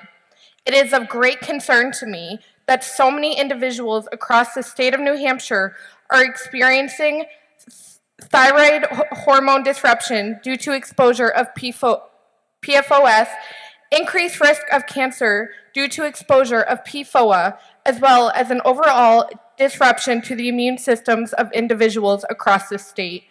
As I just mentioned, not only are these health issues associated with PFC, however, according to the Agency for Toxic Substances and Disease Registry, some studies in humans with PFAS exposure have shown that certain PFAS affect the growth, learning, and behavior of infants and older children, as well as increased cholesterol levels.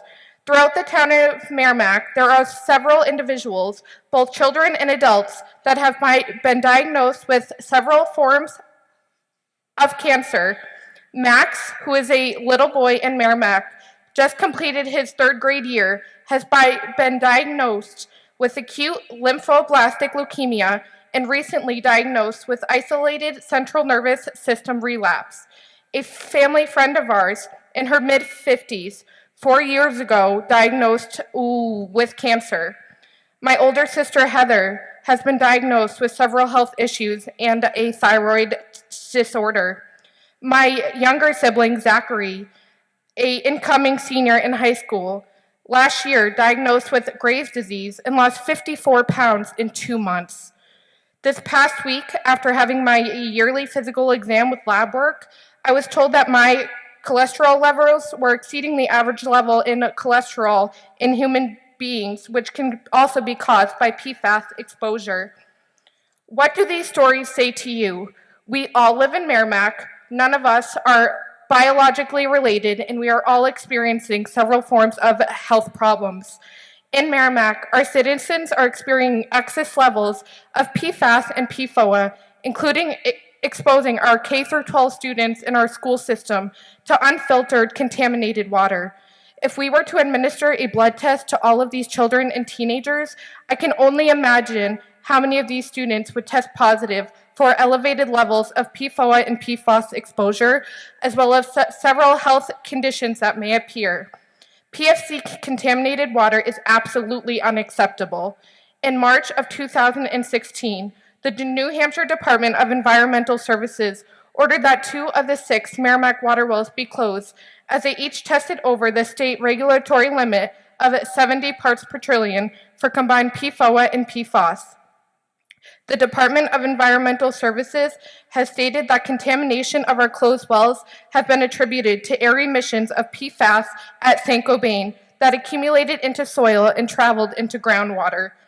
It is now being advised that the acceptable levels of PFOA are 11 points per trillion and 7 points per trillion for PFAS. It is unfortunate that these levels of PFOA and PFAS are beyond the regulatory limit, and this absolutely needs to come to an end. I am grateful to our state representative, Mindy Mesmer, who is working hard in the New Hampshire State House and also running for Congress, as our Merrimack state representatives have done nothing to address these issues. Mindy has recently authored Senate Bill 309, which would compel the New Hampshire DES to come up with surface water standards and enact stricter drinking water standards for PFAS. Mindy also authored House Bill 1592 to mandate New Hampshire DES to enact stricter drinking water standards for arsenic. The EPA must take notice, and we need to reduce exposure to environmental toxins in our drinking water to prevent cancer and health issues in children and adults throughout New Hampshire. Thank you.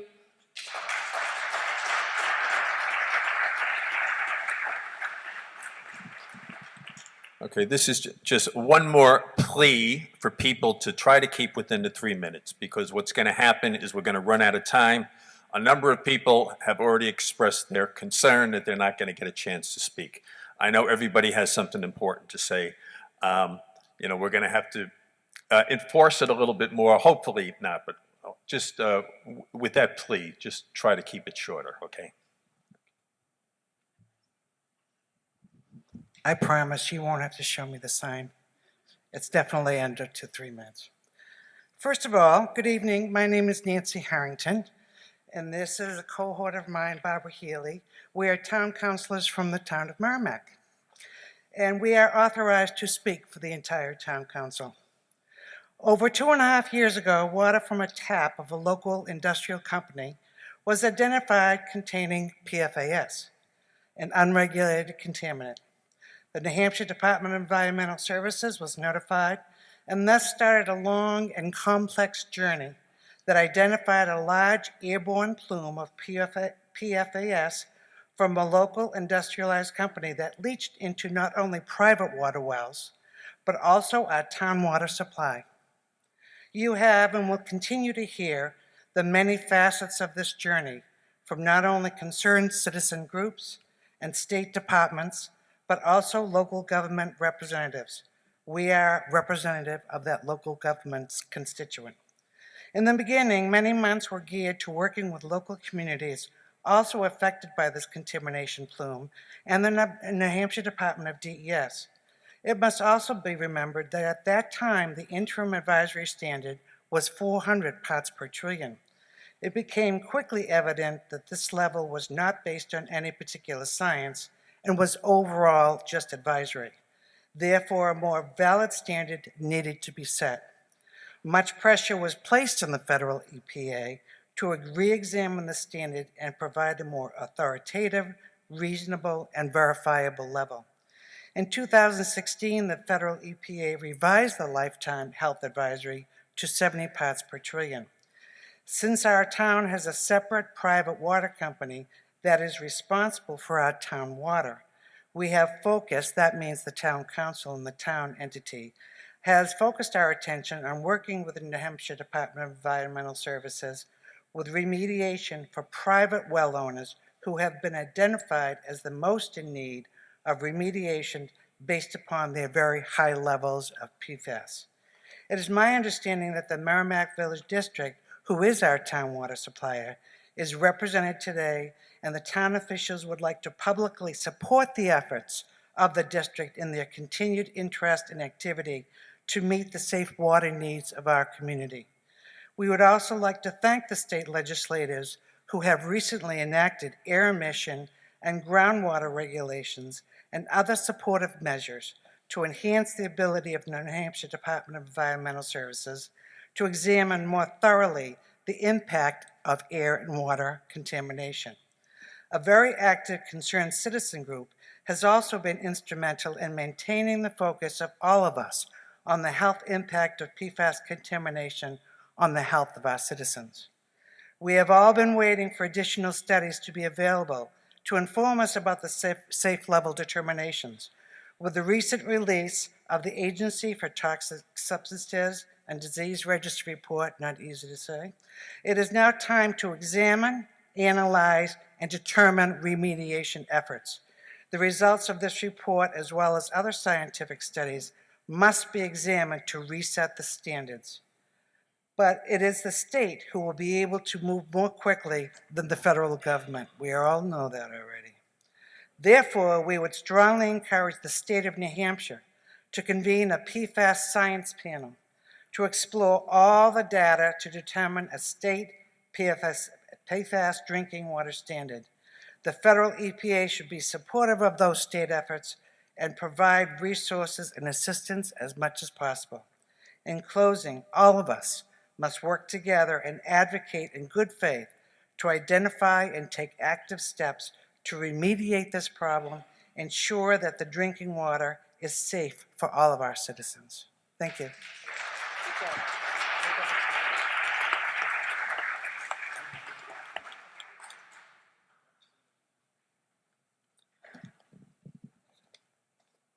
Hello, my name is Kathy Stack. I'm a private well owner in the town of Merrimack.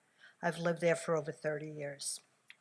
In the summer or fall of 2016, I received a letter from DES New Hampshire requesting permission to test my well. I called DES to gather more information regarding this and was assured it's just routine testing. It's done periodically, nothing to worry about. I didn't think much of it, and in fact thought it was a good idea, since I was anticipating placing my home on the market. The age of downsizing. Some of you may know that. My thinking at the time is this will be good. I can put the water test in the home sale package and it'll be a good thing. Little did I know. All went according to plan. The DES workers came and tested my well and the faucets in my home. While testing, I had the opportunity to chat with the testers about why this is occurring, since I'd been living there for over 30 years and this is the first time anyone ever came out to test. I was then told that some contaminants may have gotten into the water. I was repeatedly reassured it's probably all okay, but if the testing comes back indicating a problem, you don't need to worry because you'll be provided a filter until you become hooked up to the town water main. I felt comfortable and that was okay, and that the state was on top of it, and that the town would support me, and any residents affected would be taken care of. I didn't hear anything further until I received the results indicating that my water test showed 74 parts per trillion. I called DES to review and was told immediately to stop drinking the water and stop using it to cook. I was told that I would start receiving bottled water, which I started receiving in a few weeks. I called several of my town representatives and sadly did not receive a return call. I then began calling DES, and on one of those calls was told Saint-Gobain was denying any responsibility for the contamination in my area. I repeatedly asked what the plan was and was told over and over and over and over again that the state was working with Saint-Gobain for a resolution. We're in negotiation. I do want to acknowledge that Eileen Cabinell, our town manager for Merrimack, was consistently returned my calls and offered support during this whole time. Time went by, and I would continue to call DES for updates. I asked what happened to the water I was told I would receive. I would receive a hookup. When will I receive the hookup I was promised through Merrimack Village District? I was told flatly that there was no longer going to happen. No filters would be provided to me, that MVD and DES had refused the filters that were being offered by Saint-Gobain. Saint-Gobain was denying any responsibility for my contaminated area. I was outside of the 1.5-mile mark, but I would continue to receive bottled water.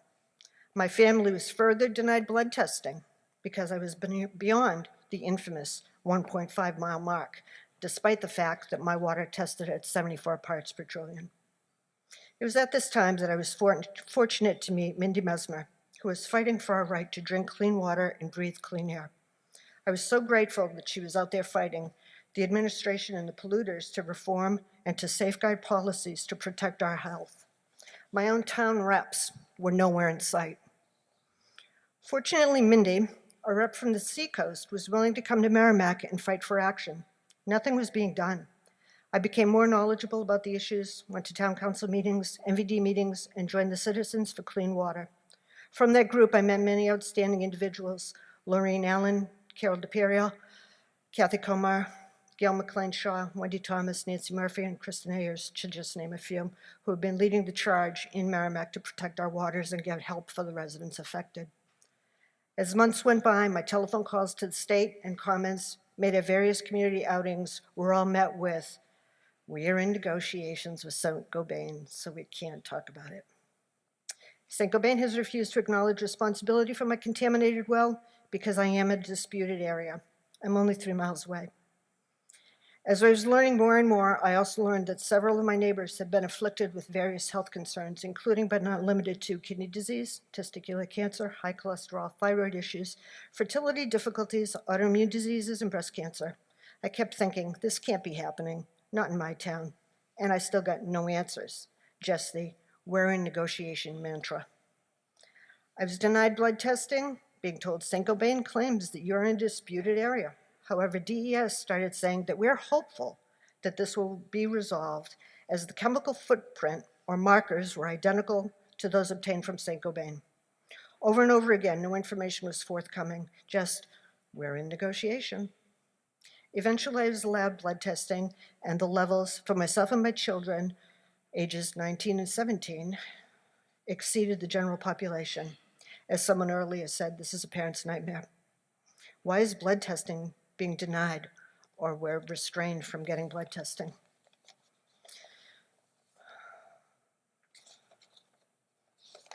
Sorry. Anyway, I drank the recommended 8 glasses of contaminated water per day for 30 years. Who knew? Around April of this year, the negotiations with St. Gobain and the MVD resolved. St. Gobain would work with the MVD to assist in fixing a couple of the town wells that had been shut down due to contamination, and my neighborhood would be hooked up to the town water main. Good news, right? Not so much. Hooking me up to town water, although I am grateful, only connects me to a less contaminated water supply. And by the way, several realtors have told me I couldn't give my house away, given the contaminated water. So much for my downsizing. I'm thankful and continue to advocate, quoting my colleague Wendy Thomas, "These man-made chemicals do not belong in our water." I remain hopeful. Citizens for Clean Water will persist, and we will continue to fight for our basic needs: clean water and clean air. I ask you to do your job. The EPA, the P stands for protection. I ask you to do your job, and I ask the state of New Hampshire and DES to do your job too.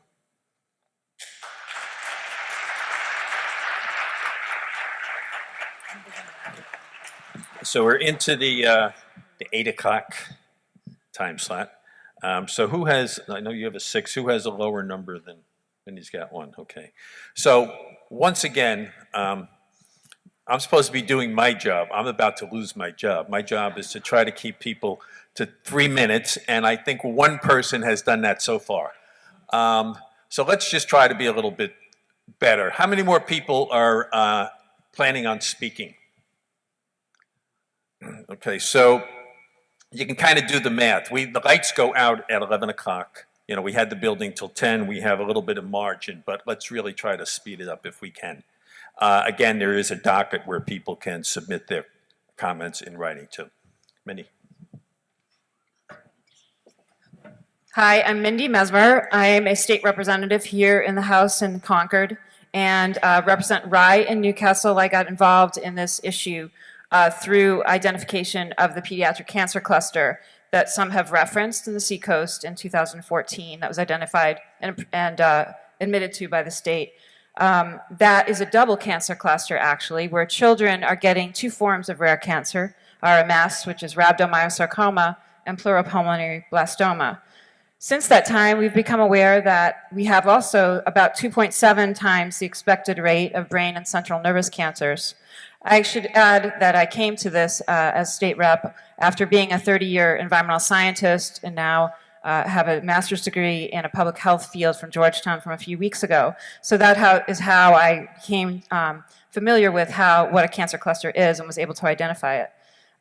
Since the time that I identified this cancer cluster, a task force was formed, and investigated environmental triggers for these cancers. I also came to know that New Hampshire has the highest rate of breast cancer in the entire country. Many people don't realize that, but we do. Here in the state of New Hampshire, we have the highest rate of breast cancer. Breast cancer has been somewhat tied with, initially now with exposure to PFAS compounds. We also have, according to physicians, an alarmingly high rate of pancreatic cancer in our same seacoast area. These are very concerning elevated rates of cancers. Through the work of the task force, I became aware of one case of adult onset RMS, which is typically a pediatric cancer in the Rye area, the area adjacent to Coakley landfill, and 2 cases of adult onset RMS in the Merrimack area. So this is very concerning to me. These are what we consider to be outliers, and tell us something about what the exposures may be. And they all have one thing in common, and that is PFAS. I became involved in investigating the Coakley landfill, which is a Superfund site located right in Northampton, centrally located to the cancer cluster. It's an unlined dump where PFAS contamination on the landfill itself is very elevated, over 2,000 parts per trillion in the wells, and is also in the surface water adjacent to that landfill, with some of the PFAS compounds being some of the highest concentrations in the world, 3 times. One of them, PFNA, is the 3rd highest ever detected in the world that I've found. Very high elevated numbers in Barry's Brook. It's called Barry's Brook. Through advocacy, through some of the people, Jillian Lane and myself, we finally got signs posted at least next to that brook to let people know that that is contaminated.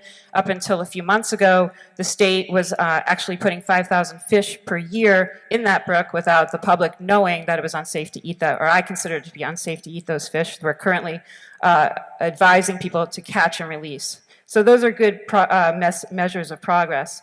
One problem is that there's been a consistent denial of science associated with this and with many of these issues around PFAS compounds. The Coakley landfill in itself, the investigations have not been focused on looking at what the true issues are with respect to the contamination flow from that landfill.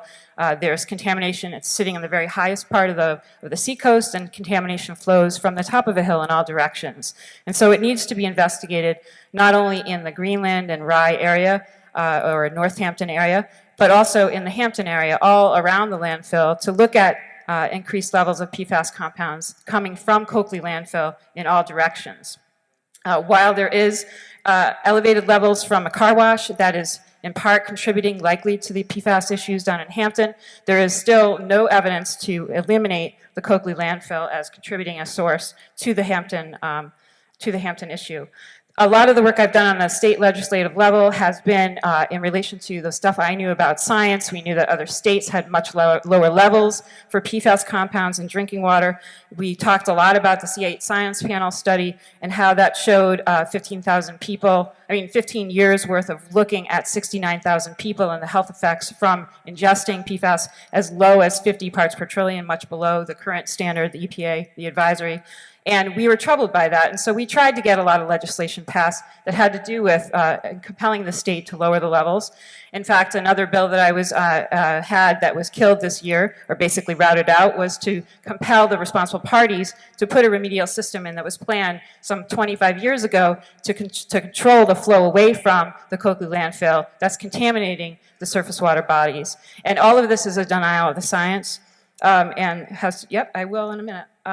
This is very troubling to all of us because we see these levels of pediatric cancer in our communities and elevated levels of the other adult onset cancers I talked about. Another troubling thing is last week or so I heard Alex Dunn mention that we may come up with an MCL that's actually higher than the advisory, the 70 part per trillion advisory, if we consider costs. And I would ask that everyone please consider the cost of cancer when thinking about whether or not to implement a standard that's much more strict. We know that to treat cancer is extremely expensive just in terms of the dollars, not considering the impacts it has on the families that are impacted by cancer. Yep, 1 second. So I would like to also talk about the the merchants of doubt that we heard tonight, of many of the people talking about the cost of municipalities to address these systems, and I would once again ask the EPA not to consider those in isolation, but also consider the true cost of treating people with cancer. Thank you very much.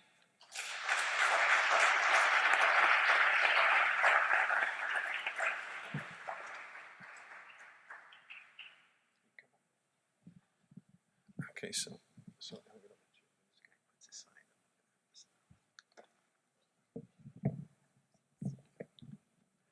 good evening. Thank you for being here. My name is Mark Gerald. I'm the town attorney for the town of Hampton. I've been the town attorney for 15 years. Hampton is a community that has 15,000 year-round residents, but in the summer season that we're now into, the population grows significantly to over 100,000 on many days. We have one of the most beautiful beaches in the country, been rated among the top 10, and that is a great economic engine, not only for the state, but even more than that, it's a desirable vacation location for families. And I am here to address this issue because the town of Hampton is served by Aquarian Water Company, which provides public water for the town of Hampton, which has 76% of its customers, as well as Northampton and the town of Rye water districts. And our selectmen believe that kids shouldn't have to drink contaminated water that could make us sick. That was on the sign of it in a car out in the parking lot, and we believe that too. And what we have found since June of last year is that the public water supply in Hampton has been contaminated with significant amounts of PFAS, in particular, well number 6. And I've given in the packet for you to take to Boston and to Washington the levels that we have experienced consistently since then. And consistent with our approach to not wanting our populace to drink this kind of water, the well has been turned on to meet the demands of our summer population. Aquarian Water Company, whose Vice President, John Herlihy, is here tonight and will speak in the next group, has developed a design for a treatment facility that will get the contaminant level less than 4 parts per trillion. However, that comes at a cost of approximately $5.8 million to treat the Mill Road well field. And what I wanted to say in that regard is that we, as has been stated by Barbara Reed of the Municipal Association, are interested not in having our ratepayers pay that $6 million, but in having those responsible for it pay that amount. One of the responsible parties that's been mentioned is probably the car wash, as Mindy Mesmer just mentioned, but another responsible party is the Coakley Landfill Group, which Tom Sherman of the Seacoast of the Cancer Cluster Commission has mentioned. And what we have for you as part of this packet, and I won't read it obviously, are some materials from UNH Professor Tom Ballestero, paid for by the town of Hampton, to study what the Coakley Landfill Group is saying is the cause of the contamination in the Hampton landfill. Not the Hampton landfill, but the Hampton wells. And so I give you these materials. We've shown here how much the town of Hampton has paid for his work. He's questioning and raised significant questions as to the validity of the conclusions of the Coakley Landfill Group that so far EPA has relied upon. We believe a 35-year professor at UNH and the head of the drinking water program should be listened to. We ask that we be reimbursed by EPA for providing his expertise, but more than that, we ask that EPA, again as he has in the past, serve as a consultant to EPA to analyze an independent review of what the Coakley landfill is putting forth, because he has field verified that their conclusions are incorrect as to where groundwater is going.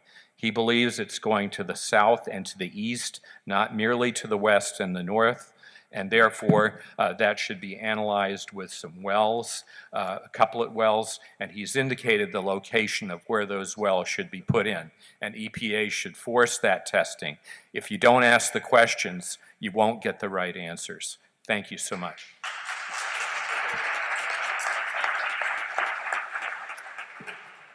Hi, my name is Christopher Clark, a student at the University of Massachusetts Amherst that works in a lab that studies developmental toxicity of PFAS. I'm not here to discuss the science. There are hundreds of research papers out there, and the results are indeed concerning. I grew up in the northern side of Westfield, Mass., my hometown composed of 42,000 residents. My house is situated just a mile west of the Barnes Air National Guard base that has released PFAS into the Barnes Aquifer. I nursed from a mother who grew up in Westfield, who drank the water on the north side. Lifelong residents like my family and I have had the misfortune of drinking the contaminated water. And because of that, there has never been a moment of my existence where I've been PFAS-free. This goes for all the children in Westfield, and that scares me. My community is scared. Many residents second-guessing whether 40-plus years of exposure has affected each and every one of their family members' health that has been impacted by this class of chemicals. I catch myself wondering whether my dad's cancer, my grandmother's thyroid disease, and a combination of diseases that has left my uncle dead was in part due to the exposure of PFAS and other co-contaminants given to us free of charge by the DoD. Almost nothing has been done from the top down for my community. Almost all of it has been done thanks to my community advocacy group, RAFT. Serving as a correspondent between my home and the University of Massachusetts Amherst, we have been able to put together a grant that was submitted to the EPA just a few weeks ago. This grant was structured to help determine the toxic effects of PFAS combination exposure. I plead that the EPA to work diligently with the CDC and DoD. I'm asking that the EPA also extend its focus in assessing combination exposure effects specific to communities like mine. We deserve to know what extent our communities have been affected, so that residents know what they should really be concerned with. Your job is to not only protect the environment, but human health. Do not protect polluters. Protect the victims. PFAS has potentially stolen a portion of our future. Don't waste any more time that we don't have. Thank you.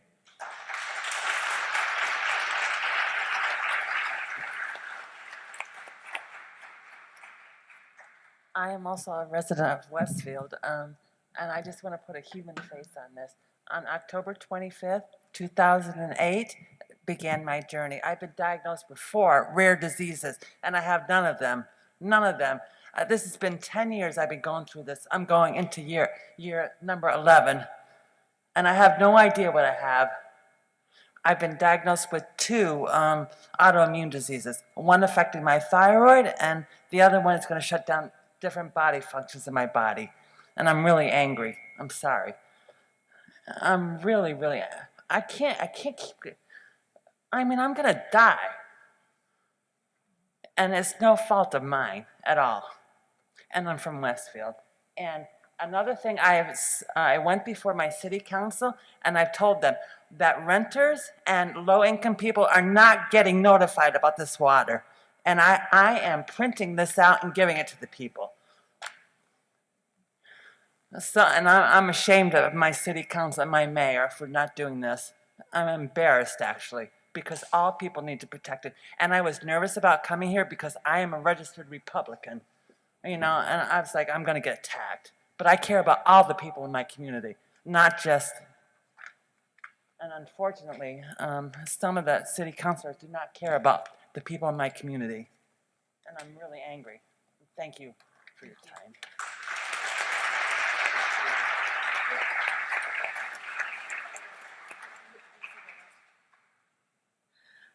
Hi, we're going to take a little bit of a detour, so I apologize in the tone of direction. Sorry.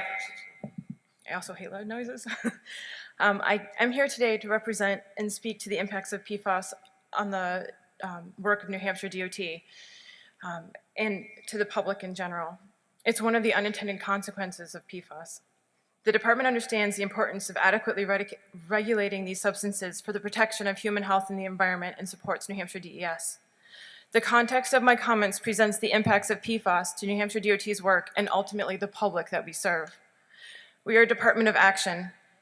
DOT and its contractors pump groundwater from excavation, bypass pump surface water, and move soil and rock on a significant scale as part of our highway and bridge construction and maintenance work. New Hampshire DOT's mission is transportation excellence, enhancing the quality of life in New Hampshire, and to keep you safe. We are public servants dedicated to improving and maintaining our state's transportation infrastructure with limited financial resources. We are concerned that the impacts to DOT and ultimately the general public have not been fully represented to the public in the discussion of PFAS. The ubiquitous nature of PFAS statewide and its regulations will significantly impact the work that we can do for the public. For example, in 2016, DOT began engineering the Nashua Merrimack Bedford project, a project that's partially within the San Cobain Preliminary Groundwater Management Zone, to improve the traffic, safety, and capacity on a vital north-south transportation corridor. For this project, DOT is widening the turnpike, replacing 5 bridges and a major culvert, and various other improvements. The bridge and culvert portion of this project will involve handling groundwater, surface water, and soil impacted by PFAS. Because groundwater is currently the only media regulated in New Hampshire, I present the potential cost impacts to bridges and culverts to be replaced. New Hampshire DOT anticipates 4 of the project's bridges or 8 abutments will require dewatering during constructions. If those abutments only require 2 weeks of dewatering, the estimated PFAS cost to the project is $4 to $8 million, depending on the flow rate of the groundwater. The cost to handle and treat PFAS impacted groundwater for the project represents an almost 50% increase in construction costs. With impacts of this significance, DOT's legislatively approved and fiscally constrained 10-year project plan will be reduced to fewer projects for the public. In summary, your request for this meeting is to present ways in which EPA can best support the work that's being done at the state, local, and tribal level. DOT has 3 suggestions. 1, partner with state regulators to consider exposure-based regulation. Increased legislation without accompanying decrease in the risk to public health does nothing but significantly increase the cost of public works projects and decreases the number of transportation improvements DOT can ultimately deliver to the public. Don't make the public pay on multiple fronts. 2, provide nationwide guidance on PFAS in relation to the remediation general permits. The New Hampshire DEC guy already stole my point here, but I'm glad that I have company in recognizing this point. 3, consider working with the Federal Highway Administration to identify mechanisms for DOTs across the country to comply with the intent of regulations for emerging contaminants such as PFAS that move at a quicker pace than the funding mechanisms for federal highway projects to help prevent DOTs from deferring or eliminating vital transportation work. Thank you for your time.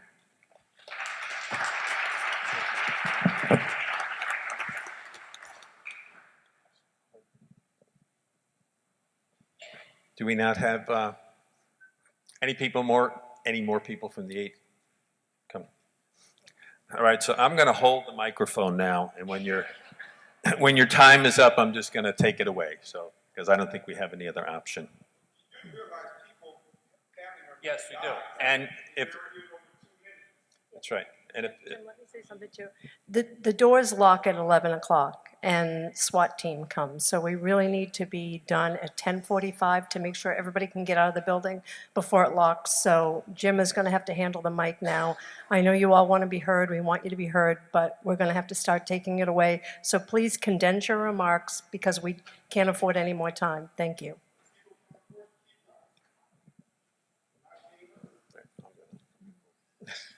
This is awkward. Yes, it is. We should sing a duet. My name, good evening. I want to speak to Alex. Good evening. My name is Dave Van Slyke. I'm chair of the Environmental Practice Group at the law firm of Purdy Flaherty with offices in Concord, Portland, Augusta, Boston, and Washington, D.C.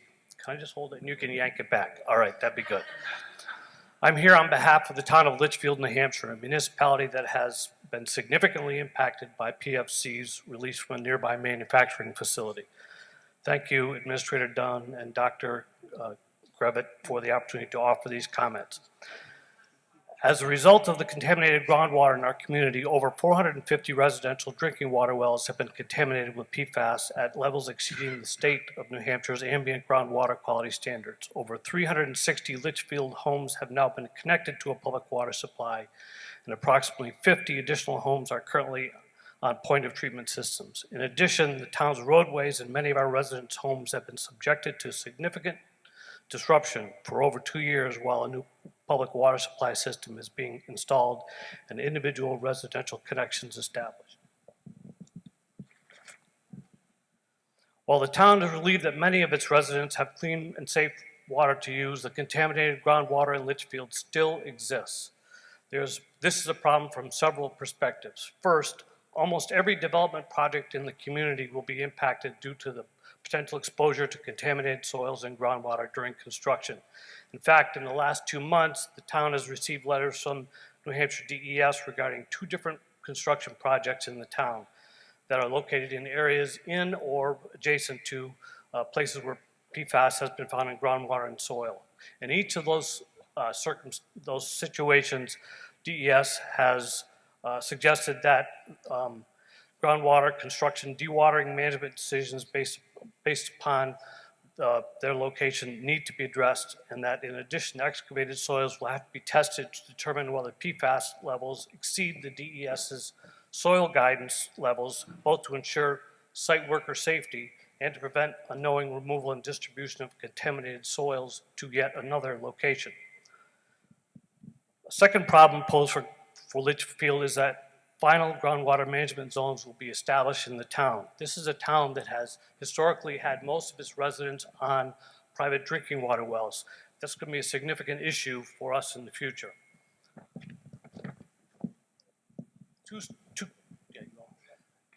Two suggestions that the town would make. Initially, PFAS chemicals should be immediately listed as hazardous substances under CERCLA.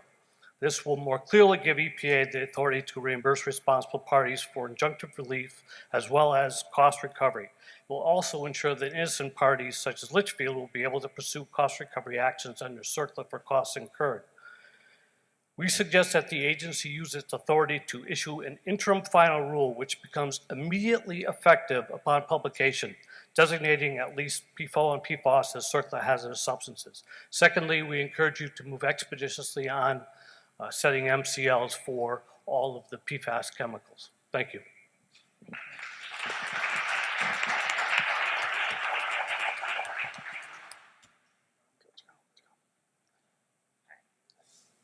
You can hold it for me? That's fine. My name is Regina Barnes, and I'm a selectman in the town of Hampton, New Hampshire.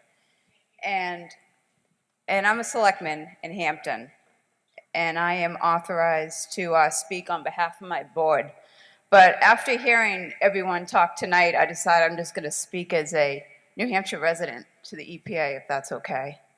I've heard a lot of things tonight that are pretty scary. And I'm in my first term as selectman, and it scares me that I found out most of this through a state representative who isn't even my representative. She's the next district over, Representative Mindy Mesmer.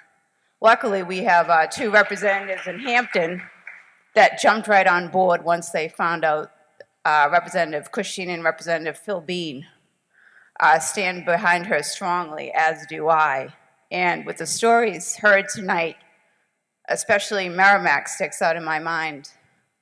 Well, it's eventually coming to Hampton, and we have town councilor here, and we also have our water company that is going to say what Hampton's claims are, but I'm very honored that the EPA is here and has opened this up to the community, and I hope you heard all these people. And Hampton is concerned. We have a Superfund site that seems to be controlled by a group that calls themselves private, but is mostly funded by taxpayer money. So, logically speaking, that would bring it under your jurisdiction, as you are the U.S. Environmental Protection Agency, and it is your job to protect us all. So like I said, I want to thank you, and I want to thank all the stories here tonight, and I hope they all get out nationally. We need to address this. Thank you.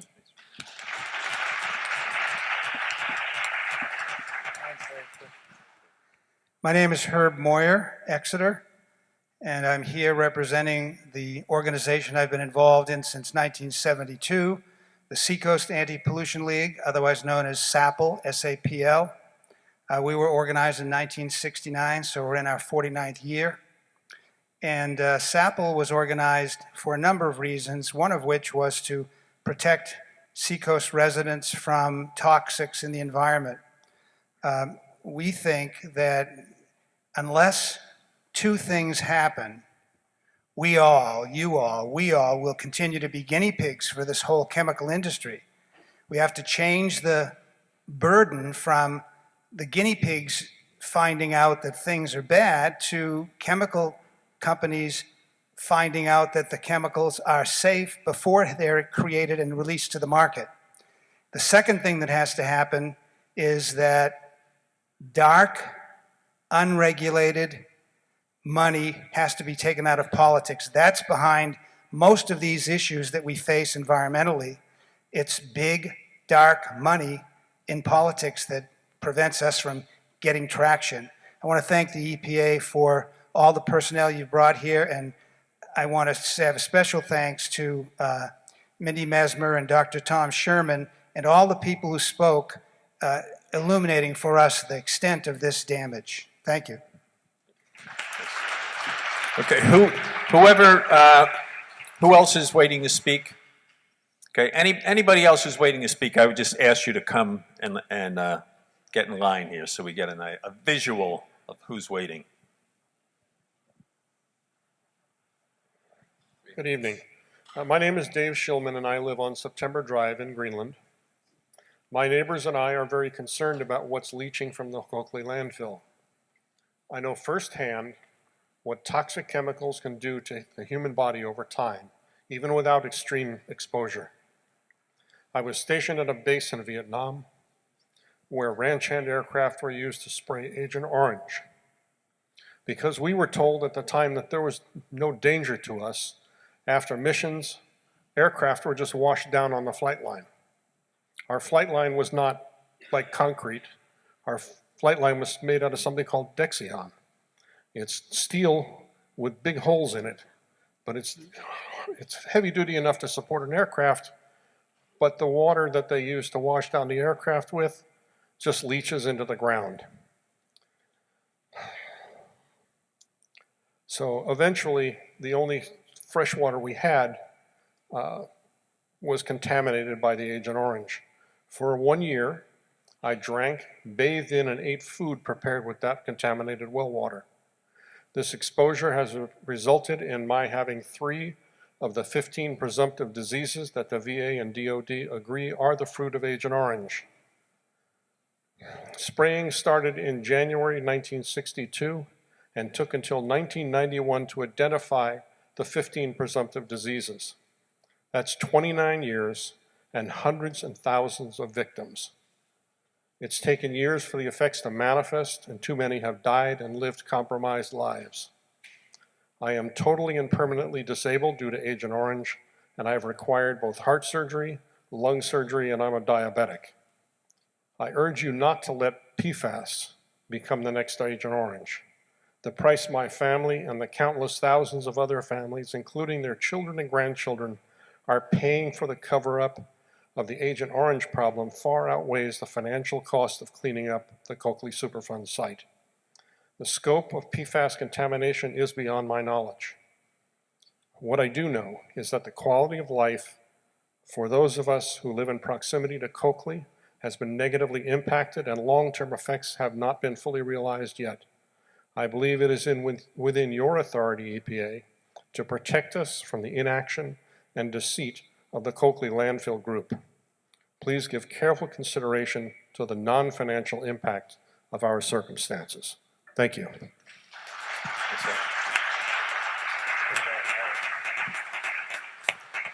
I'd like to thank the EPA for giving us all a chance to speak tonight.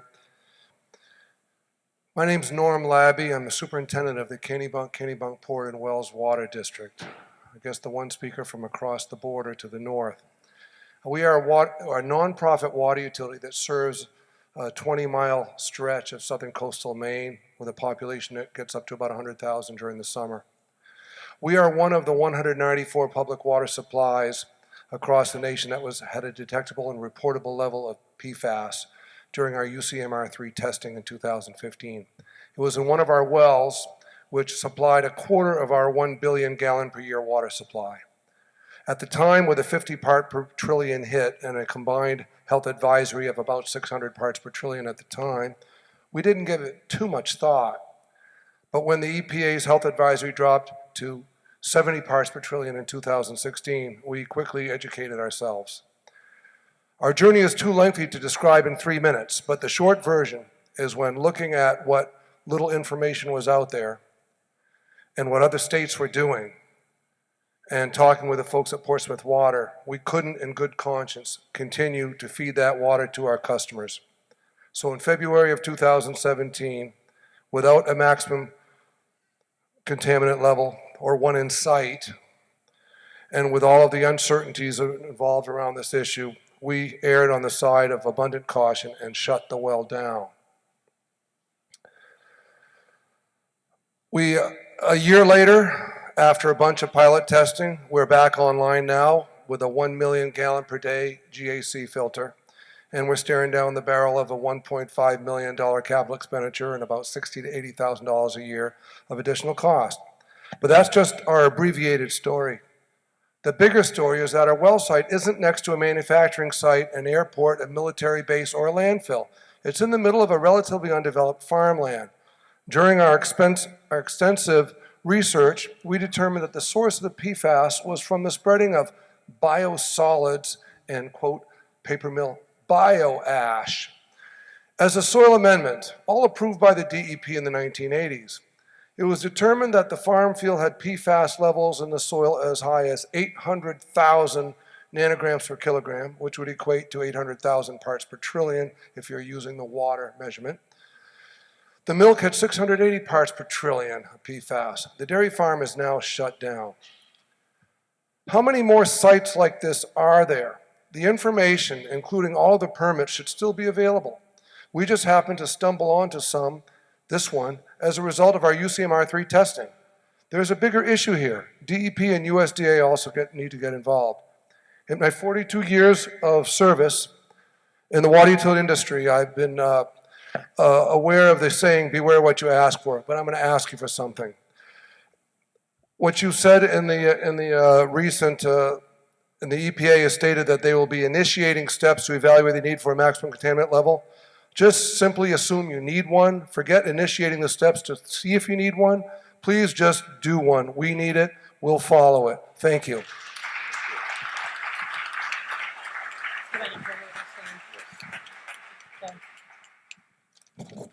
Hi. Whoa. I'm loud. My name is Karen Parsons. I'm a Merrimack resident since 1997. I have 3 children, all adopted. 2 of them are diagnosed with medical conditions associated with PFAS. Both have thyroid disease, as I do, and my 25-year-old son, since 2014, was diagnosed with rhabdomyosarcoma. A rare form of pediatric cancer seems to be all over New Hampshire these days. There seems to be one in Manchester that died 27 of mine's 25 terminal. So, gee, do we have a cancer cluster in Merrimack here? There seems to be everywhere. We are not related, any of us, in my home, but yet we all share different genetics. Why? My home is within a 1 and 1.5 mile radius of St. Gobain, a known polluter. I do not believe that the health impact of PFAS contamination and exposure is being anywhere adequately addressed by those empowered to do so in the state of New Hampshire. I'm a mother, so I'm going to talk from a different point of view here. With a terminally ill son, what are you going to do to protect us? This is a pediatric cancer, other cancers, and health issues in our town and in our state. I want access to blood testing, my family and others, health studies of Merrimack and surrounding towns. Please acknowledge this is a real issue to be addressed immediately. Don't pump the pencil. Stand up and do something about it. I have a son who has terminal ill cancer, who fights every day, and he's a warrior. So he's my hero. So I'm going to stand here and tell you that you need to stand up, the EPA, and think about this and what is going on in New Hampshire, especially Merrimack right now. Thank you.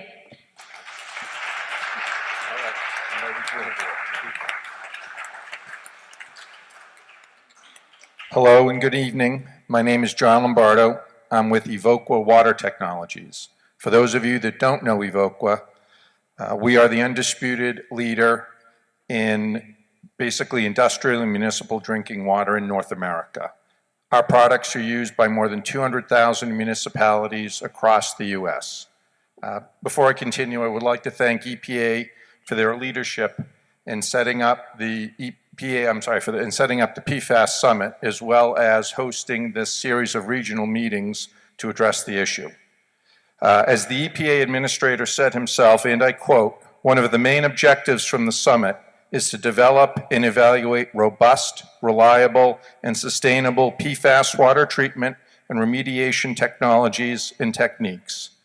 The good news for those of you in attendance here today is that those technologies and solutions exist. In fact, we are working with many communities on addressing PFAS issues already. Federal, local, and state officials should know that we stand ready to help, and we look forward to speaking with you. Thank you, everyone, for your time, and I appreciate the opportunity to speak at your listening session. Thank you.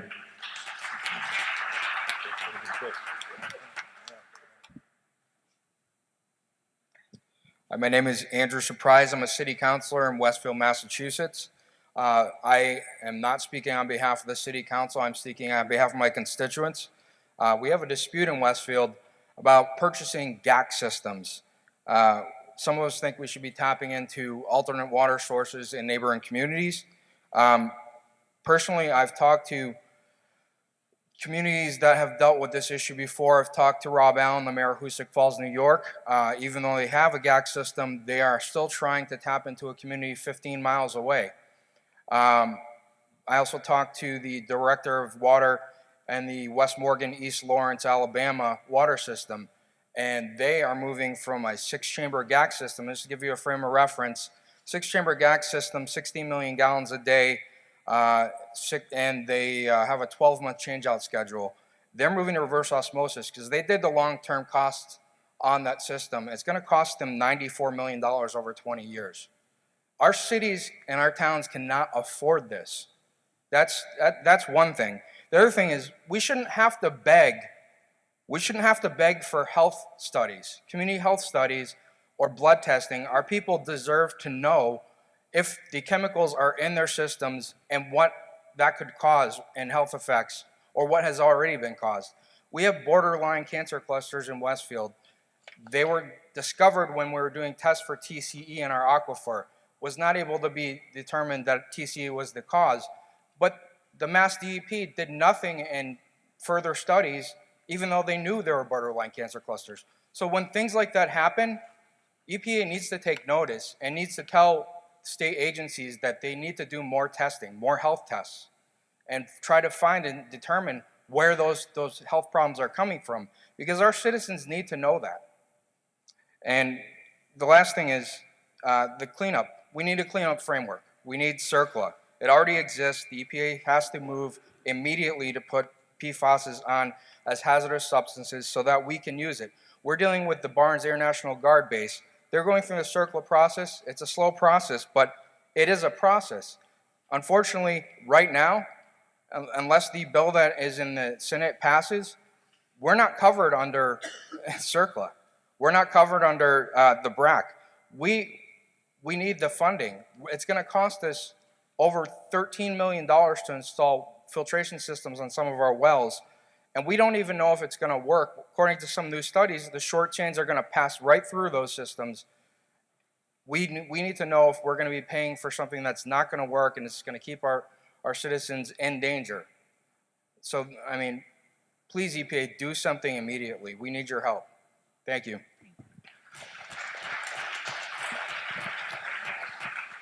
Lorraine Allen, once again, hi. I'm getting a little punchy, it's late. So, Merrimack, New Hampshire. What I want to do is just connect the dots briefly, and as a side, I want to tell you that when I announced to my community that I was coming here tonight, I heard from many people who said they'd want to be here and they really wanted to tell their stories, and they couldn't. They were sick, they were tired, they had a lot of things going on. It just really struck me. So I said, gee, I'll use my 3 minutes to tell your stories. Little did I know I had an onslaught. I will not do it, I promise. An onslaught of messages and emails and story after story after story. Some I knew the people and I didn't even know the full extent of their story. It was just astonishing. So to step back and say, government, we know it moves a little slower than we would like, right? Always. Everything moves a little slower than we would like. Industry, on the other hand, they seem to be a step ahead of us. You know, just think about this, right? Bennington, we know their story. Hoosick Falls, we know their story. Here we are in beautiful, amazing Merrimack, New Hampshire.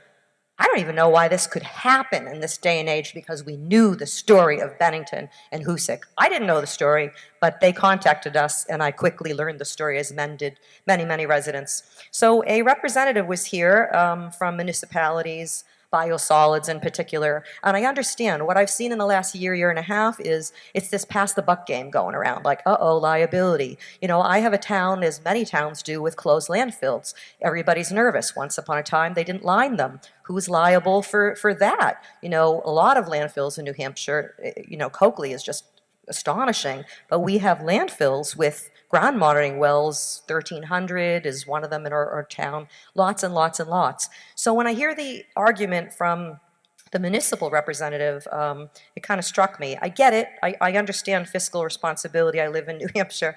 But it strikes me as an alternative stance to stating that any federal regulations will result in increased cost to ratepayers. I like that word. I'm a ratepayer. You are all ratepayers here. But you know what? In my town, in many of your towns, ratepayers are victims.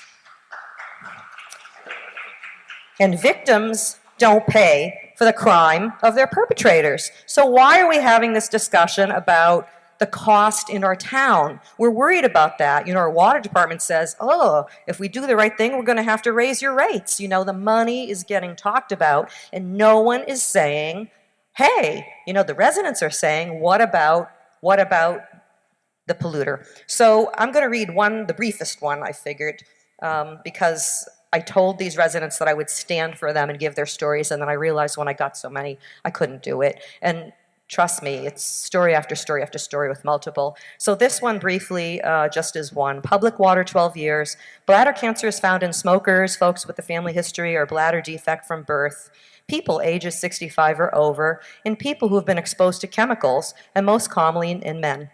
My name is Katie Gagnon. She wrote this. She said, say your name. I'm a 39-year-old non-smoker with no family history and no bladder defect at birth. I was diagnosed with bladder cancer in February 2018.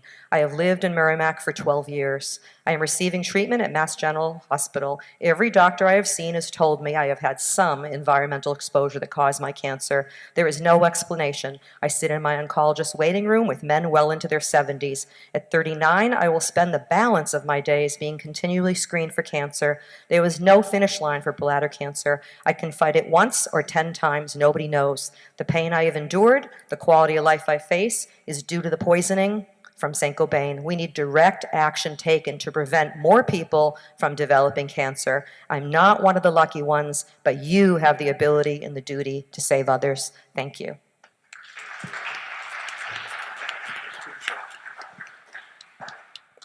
Hi, my name is Jameson Payne. I'm the public co-chair for the Peas Restoration Advisory Board. I'd just like to speak a little bit about something other than what most folks have spoken to date. You're welcome. Thank you.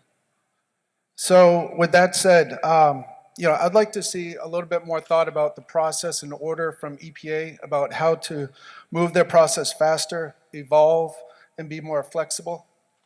With a lot of the processes that are being taken, the boots on the ground are doing a great job. They're doing what they're told. They're trying to meet the regulations, the standards, what's there. Brian Getz's group from Portsmouth, all that, they're doing a great job. They're meeting the regulations. But based on the information today and some of the other folks that have spoken, we've seen that perhaps the regulations, the process ought to evolve, be seen as a faster process. You're speaking to folks 4.5 years after the crap hit the fan. So, and you're going to take another 4 months to go speak to folks in about 6 to 8 other states at least. And then you're going to go back and summarize what your findings, and it's going to take another 6 months after that. I'd like to see some deadlines put on some of the processes that you're dealing with. You have a list of 4 things that the office is working on. I'd like to see some deadlines put on those. You have one, I think, for groundwater contamination, if I'm not mistaken. I'd like to see some processes taken to step it up to go faster. As I've said at the ATSDR meetings previously, if this was a business climate, the amount of time that the agencies are taking, they'd be fired. Your job would be gone. If there's other people out there that can do the job faster, then let them do it, please. If you're too busy to do 12 other things, then please delegate to someone that can move faster, because what we need is action. The guys on the ground, they're doing a great job, but when things are changing, when the information's coming in, we would like to see things done in a faster process. Thank you.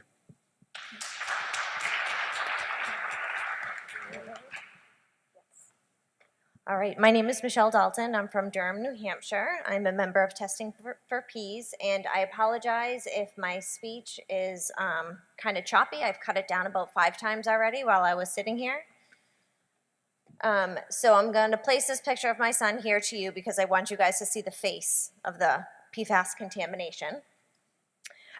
So I mentioned first and foremost that I am a mother and I am a wife. Aside from being a business professional and an advocate, I'm a wife and a mother first, and that's why I'm here tonight, because I want to put real faces to the PFAS contamination and share a portion of my family story.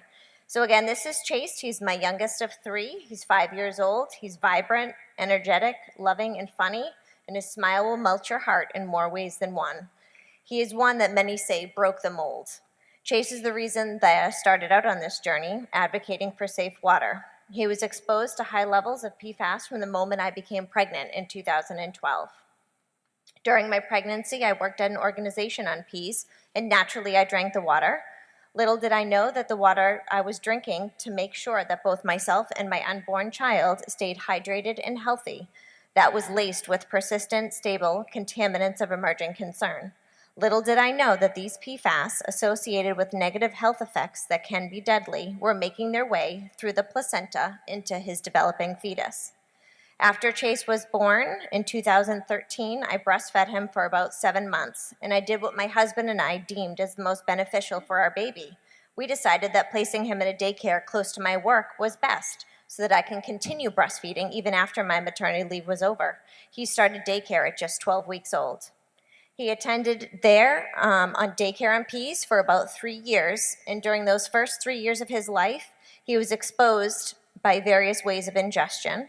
He was exposed during the most critical and innocent stages of his life, stages when parents take the utmost precautions to protect our children from harmful and dangerous things. I will skip this next part. Chase and I both participated in the blood testing through the state of New Hampshire, and not surprisingly, both of our blood levels came back elevated, higher than the national average. Now, Chase, on the outside, he looks normal. This is him. This is what he loves to do. He's 5 years old, and he likes to pretend he's a dog, and he likes to hang his head out the window of the car while we're driving. And this picture, to me, is important because what it does is it portrays the innocence of a child.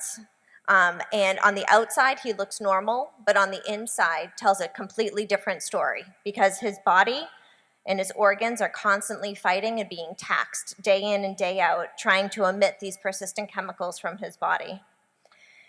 So I will skip that part. And basically, I share all of this information not to reiterate what you already know, but because I've come to one conclusion, is that the more we know, the scarier it gets. And as the number of PFAS keeps increasing, the safe levels keep dropping. And that should be a wake-up call to all of us. Our very own drinking water has been compromised. We're not just some statistic or a dot on the map. We're real people facing real serious issue. We're not just mothers and fathers. We're educated professionals.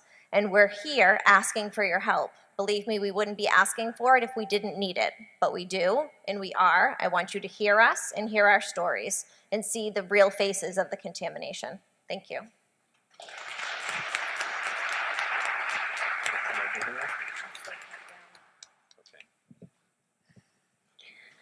Hi, I just wanted to say first that I'm grateful to hear everybody's stories tonight. I'm sorry for everything that everyone has gone through, but it sometimes feels alone in this fight, so I'm grateful to have heard them all. I am Karen Paghetti. I am from Westfield, Massachusetts. I am one of 4 generations that grew up in a house on the north side of town. It's the home I took my newborn baby home to was the same house that my Nani and Nano bought to raise their own family. I lived here with my parents and my nanny and my siblings, and it has a lot of happy memories. And in 2016, I learned that we were all unwillingly being poisoned. Sorry, I don't know. I'm going to make this short. I think it's unacceptable that I am here having to fight for clean water. I'm here to ask for your help. Help me protect my son, help my family, help our town, help all of us. Please make blood testing and health monitoring accessible. Create regulations and mandates that mandate polluters to clean up the contamination that they have created. And when you're creating regulations and MCLs, put first the protection of the health and safety of the people, including vulnerable populations. Thank you.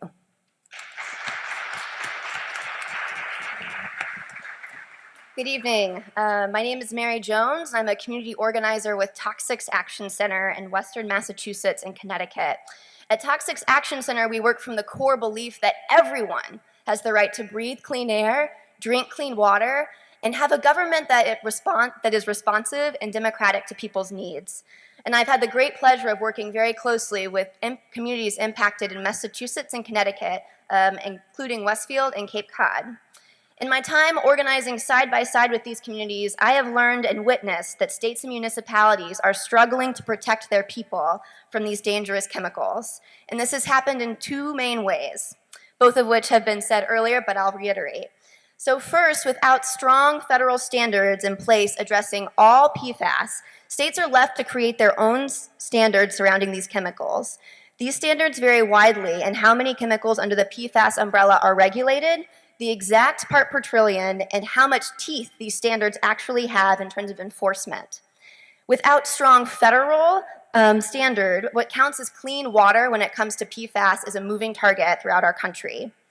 PFAS has been detected in the drinking water of at least 20 states in our union, including all 6 states in New England. And EPA needs to be a leader on this issue so that we can create a health-protective maximum contaminant level that is not just for PFAS and PFOA and PFOS, but for all PFAS chemicals. Most importantly, these standards need to safeguard public health first and foremost. With evidence that even 1 part per trillion is linked to negative health impacts, that standard needs to be as low as 1 part per trillion. Second, many PFAS-contaminated sites are the result of military installations, and states need help bringing the Department of Defense, which is often the responsible party, fully to the table.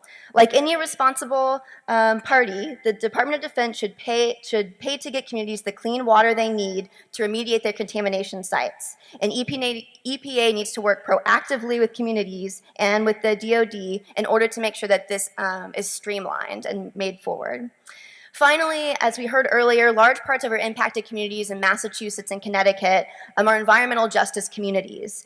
This means that they are composed of social groups that are already overburdened with environmental health risks as communities of color, low-income communities, or both. And we need the EPA to treat these communities with extra special attention.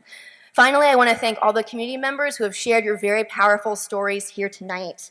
You are an incredible reminder that we don't pay for PFAS just in dollars. We pay for it in people's quality of life, in people's health, and in human lives. So thank you.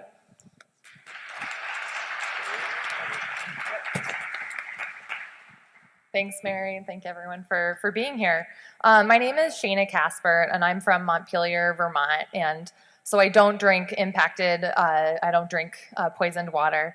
I'm not in an impacted community. I'm not a scientist. I'm not a government official, but I'm a community organizer. So I help people get their voices heard with Toxics Action Center.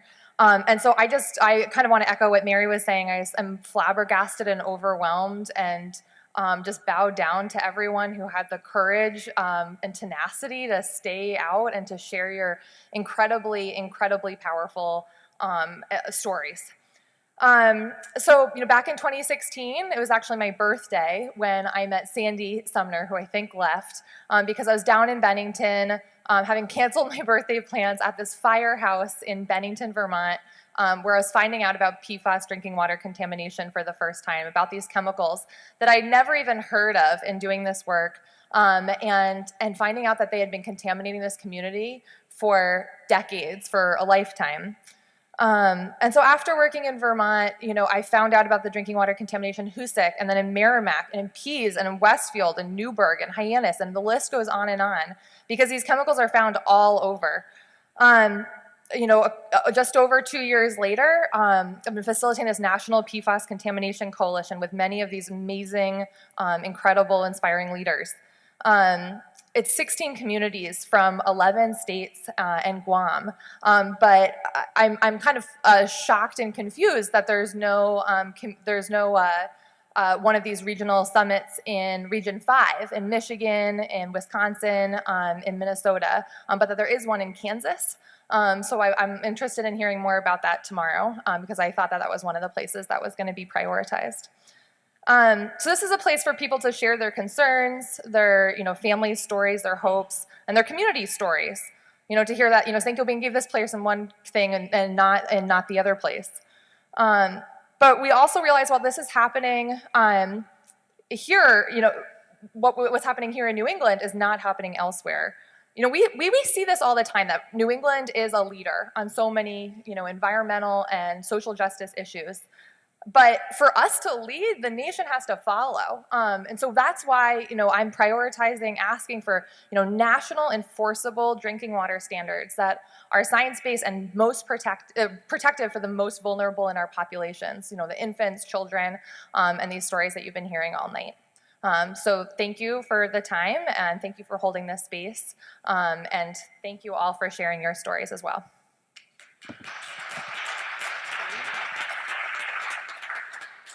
Thank you, Alex and Peter, but really thank you all for sticking with us all night. My name is Woody Little, and I'm the Vermont and New Hampshire community organizer with Toxics Action Center, also based in Montpelier. I'm here to make one point that regulating PFOA and PFAS is important, but on its own, not nearly enough. We really need to take a family approach to this dangerous family of chemicals. Replacements can pose similar health risks. Gen X exposure has caused cancer in animal trials. Hormonal effects have been found for short-chain PFAS. Shorter half-lives in blood do not mean that these don't bioaccumulate, the short chains, right? We've found short-chain PFAS in human kidneys, lungs, livers, and brains. And short chains are not environmentally sustainable. They can still be extremely persistent. They're just often harder to test for and remove. Not all members of the PFAS family have been well tested yet, but the ones that have uniformly, as far as I'm aware of the good science, have found negative and fairly similar health impacts across all those chemicals. And just thinking from your perspective, other people have brought this up, there are thousands of chemicals in this family already, and industry's turning out new replacements every year. At this point, it really is the job of industry to prove that any one chemical in this family is in fact safe, unlike its siblings in the family. So you need to include all PFAS in an MCL for these chemicals. And doing that, I'm from a group called Toxics Action Center. We've talked a lot about precautionary principles and such things. This doesn't actually require you to do that. I'm not asking for any big shift in EPA approach to this. You don't need to. We've done this before with PCBs, right? Similar circumstance, widely used industrial applications, hugely important chemical for the economy, and we said these things have serious health impacts. We have different chemicals in this family, and in that case, EPA banned the whole thing, right? But it has since then been regulated as a family. So there's clear precedent for this. So, making a rule that focuses just on the two compounds that are already, phased out of use in the US is woefully inadequate and would leave us far behind. We're already playing catch up, right? And so we can't just play regulatory whack-a-mole year after year after year, as Jacob said earlier on. If there's a fire in your town and your whole town's on fire, first off, you shouldn't use AFFF foam, but you also wouldn't focus on just two houses, right? And then declare victory. that's just not going to work, right? It's going to keep spreading. That's the nature of these chemicals. So, your job is to protect public health and the environment, so I urge you to include all PFAS in an MCL. Thanks.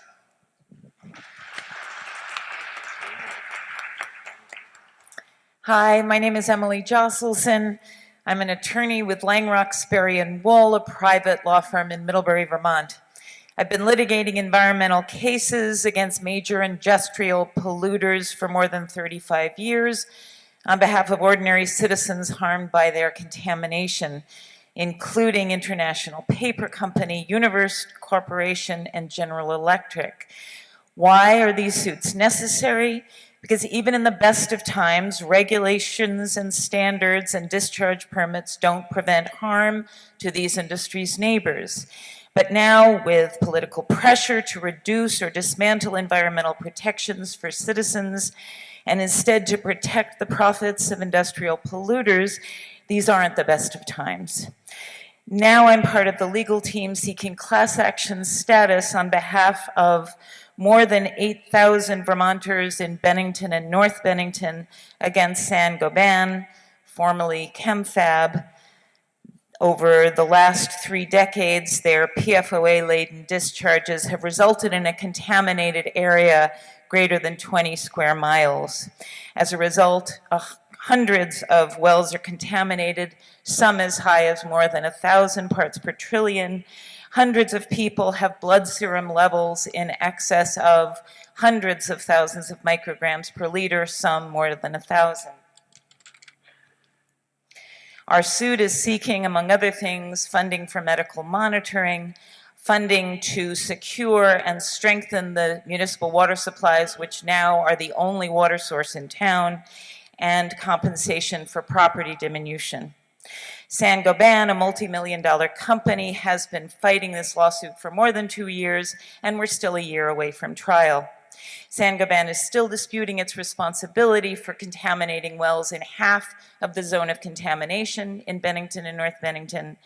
And it's also suing the state of Vermont, challenging Vermont's drinking water standard of 20 parts per trillion as unwarranted and too high. Now, as a result of ATSDR's finally released draft toxicological profile for PFAS, we know that even Vermont's relatively conservative 20 parts per trillion standard is about 2 times higher than what's likely to be safe. So we request EPA to be strong in its commitment to the environment, to the health and safety of all citizens, to resist political pressures and undue delays, lower the health-based guidance for PFOA and PFAS based on the toxicological profile and reams of other studies, and adopt enforceable drinking water standards for PFOA and other PFAS contaminants. Thank you.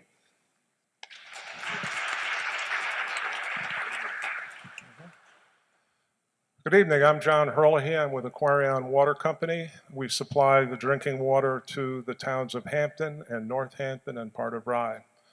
Thank you for providing the various stakeholders represented here tonight the opportunity to voice our concerns and our recommendations, and thank you to all of you for staying to the end. The world belongs to those who show up. First recommendation is that there needs to be increased focus on source protection. We need stronger regulations to protect public drinking water supplies from chemical contamination. I think it's pretty obvious that we're dealing with this issue because the regs are currently not strong enough. One way to do that is to strengthen the requirements around discharges, especially when the discharger is located in an area that could contaminate a public drinking water supply. Another way to do it is to have increased focus on the importance of fully evaluating chemicals before they're introduced into commerce, because once they're in commerce, they're going to end up in the environment and could end up in a public drinking water supply. I was aware that there are more than 3,000 different types of PFAS. What I was not aware of until last week is that new PFAS chemicals are being approved and introduced into commerce every year. Can we slow that process down? Can we do more full examination of those chemicals before they're approved? I would also like to reinforce the comments about setting uniform standards. So please complete your regulatory evaluation quickly and thoroughly. And then when you've made your determination regarding regs, please communicate it in layman's terms so that I can understand it, the customers and the public can understand it, and understand how and why the standard is protective of public health so that they can have confidence in their drinking water and also peace of mind. Lastly, please take the lead on the laboratory end of things, EPA Cincinnati. Please set the performance standard, a uniform analytical method for measuring PFAS, including which compounds are important to test for, and set up a performance evaluation program for PFAS so that everyone can have confidence that the numbers being generated are accurate. Also, please provide more federal funding to the state health programs, DES in this case. They're the ones that have to go after the polluters. If we're going to get the polluters to pay, you have to have solid evidence in court. You have to have solid laboratory numbers, and you have to have the state, in many cases it'll be the state health departments demonstrating that the waters of the state have been contaminated. And lastly, please provide funding for treatment so that when treatment is needed to deliver safe drinking water, the funds will be available to towns and water systems to provide that treatment. Thank you.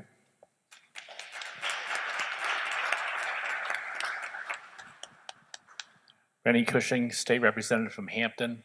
Everything that's important to say has already been said. And I just want to thank the people who said what was important to say to the EPA, and that's the people here in this community and other communities that have been affected by PFAS. Please act upon their recommendations with great haste. And thank you for being here and for listening and for hosting this event. All right, thank you very much. I was just going to end it, but giving you the opportunity. Well, I just, since we were up here the whole time listening to you all, I just want to say thank you so much. I was told when we came in there might be 47 people speaking, and all 47 people spoke. So I hope that all of you who wanted to be heard had a chance to speak. And even though there were some common themes, each of you brought something different to the considerations. So while sometimes I might have written down a few little things about dollars or funding or MCLs, there were also the personal stories that came along with them, the experiences, and so I really found each statement to be very, very impactful and helpful. I know it will be helpful to us at EPA as we transition to another day tomorrow. Hopefully many of you are ready to come back and join us again in this auditorium tomorrow. Little bit of a different format tomorrow with I think a presentation style where you can learn a bit more about what the different states are doing. We are excited to have our colleague from the New York State DEC is going to join our state panel. So we have 7 different states talking about it, and there's been a lot of talk tonight about differences in state approaches. I think that's going to be really helpful. We're going to talk about communication. There's been a lot of talk tonight about risk communication and how to talk about these issues. And also we're going to talk about identification of PFAS. And I've heard many of you tell your stories of how you came to learn that PFAS was in your community. And so I hope tomorrow will be helpful. There will be opportunities to provide us input and a lot of long networking breaks. So if you are able to join us tomorrow, I hope we have a chance to talk or that you get to talk with some of my colleagues from EPA New England. All the EPA New England folks, raise your hands if you're still here. That's lots. And then all the people from headquarters that are here, all the people from headquarters. So there's a lot of people here who want to engage with all of you. And so I just want to thank you. I did see them wheel in some trash cans, so we might be running the risk of being getting close to the closing hour, but I'd like Peter to say a few things. Yeah. But thank you. Just very briefly, thank you, Alex. And want to add my thanks and also just acknowledging what an important and powerful evening it's been in terms of the stories that we've heard. And I'm grateful to all of you. Many people have departed. I'm grateful to all of you who stayed to hear every story that one of your peers from the region had to say, which means a lot to us, but means a lot to them, I'm sure, as well. Everything that was said was tremendously important. And I'm delighted that we're going to have tomorrow again to talk more about these things. As Alex said, a different approach. And we're about trying to solve problems here. And I think the comments that you provided are going to help us to move in that direction. So thank you all so much for all your energy and contributions this evening. And for those who will not be here tomorrow, please travel safely. It's been a long evening, and drive carefully where you're going. And for those who will be here tomorrow, we'll look forward to seeing you tomorrow. Thank you.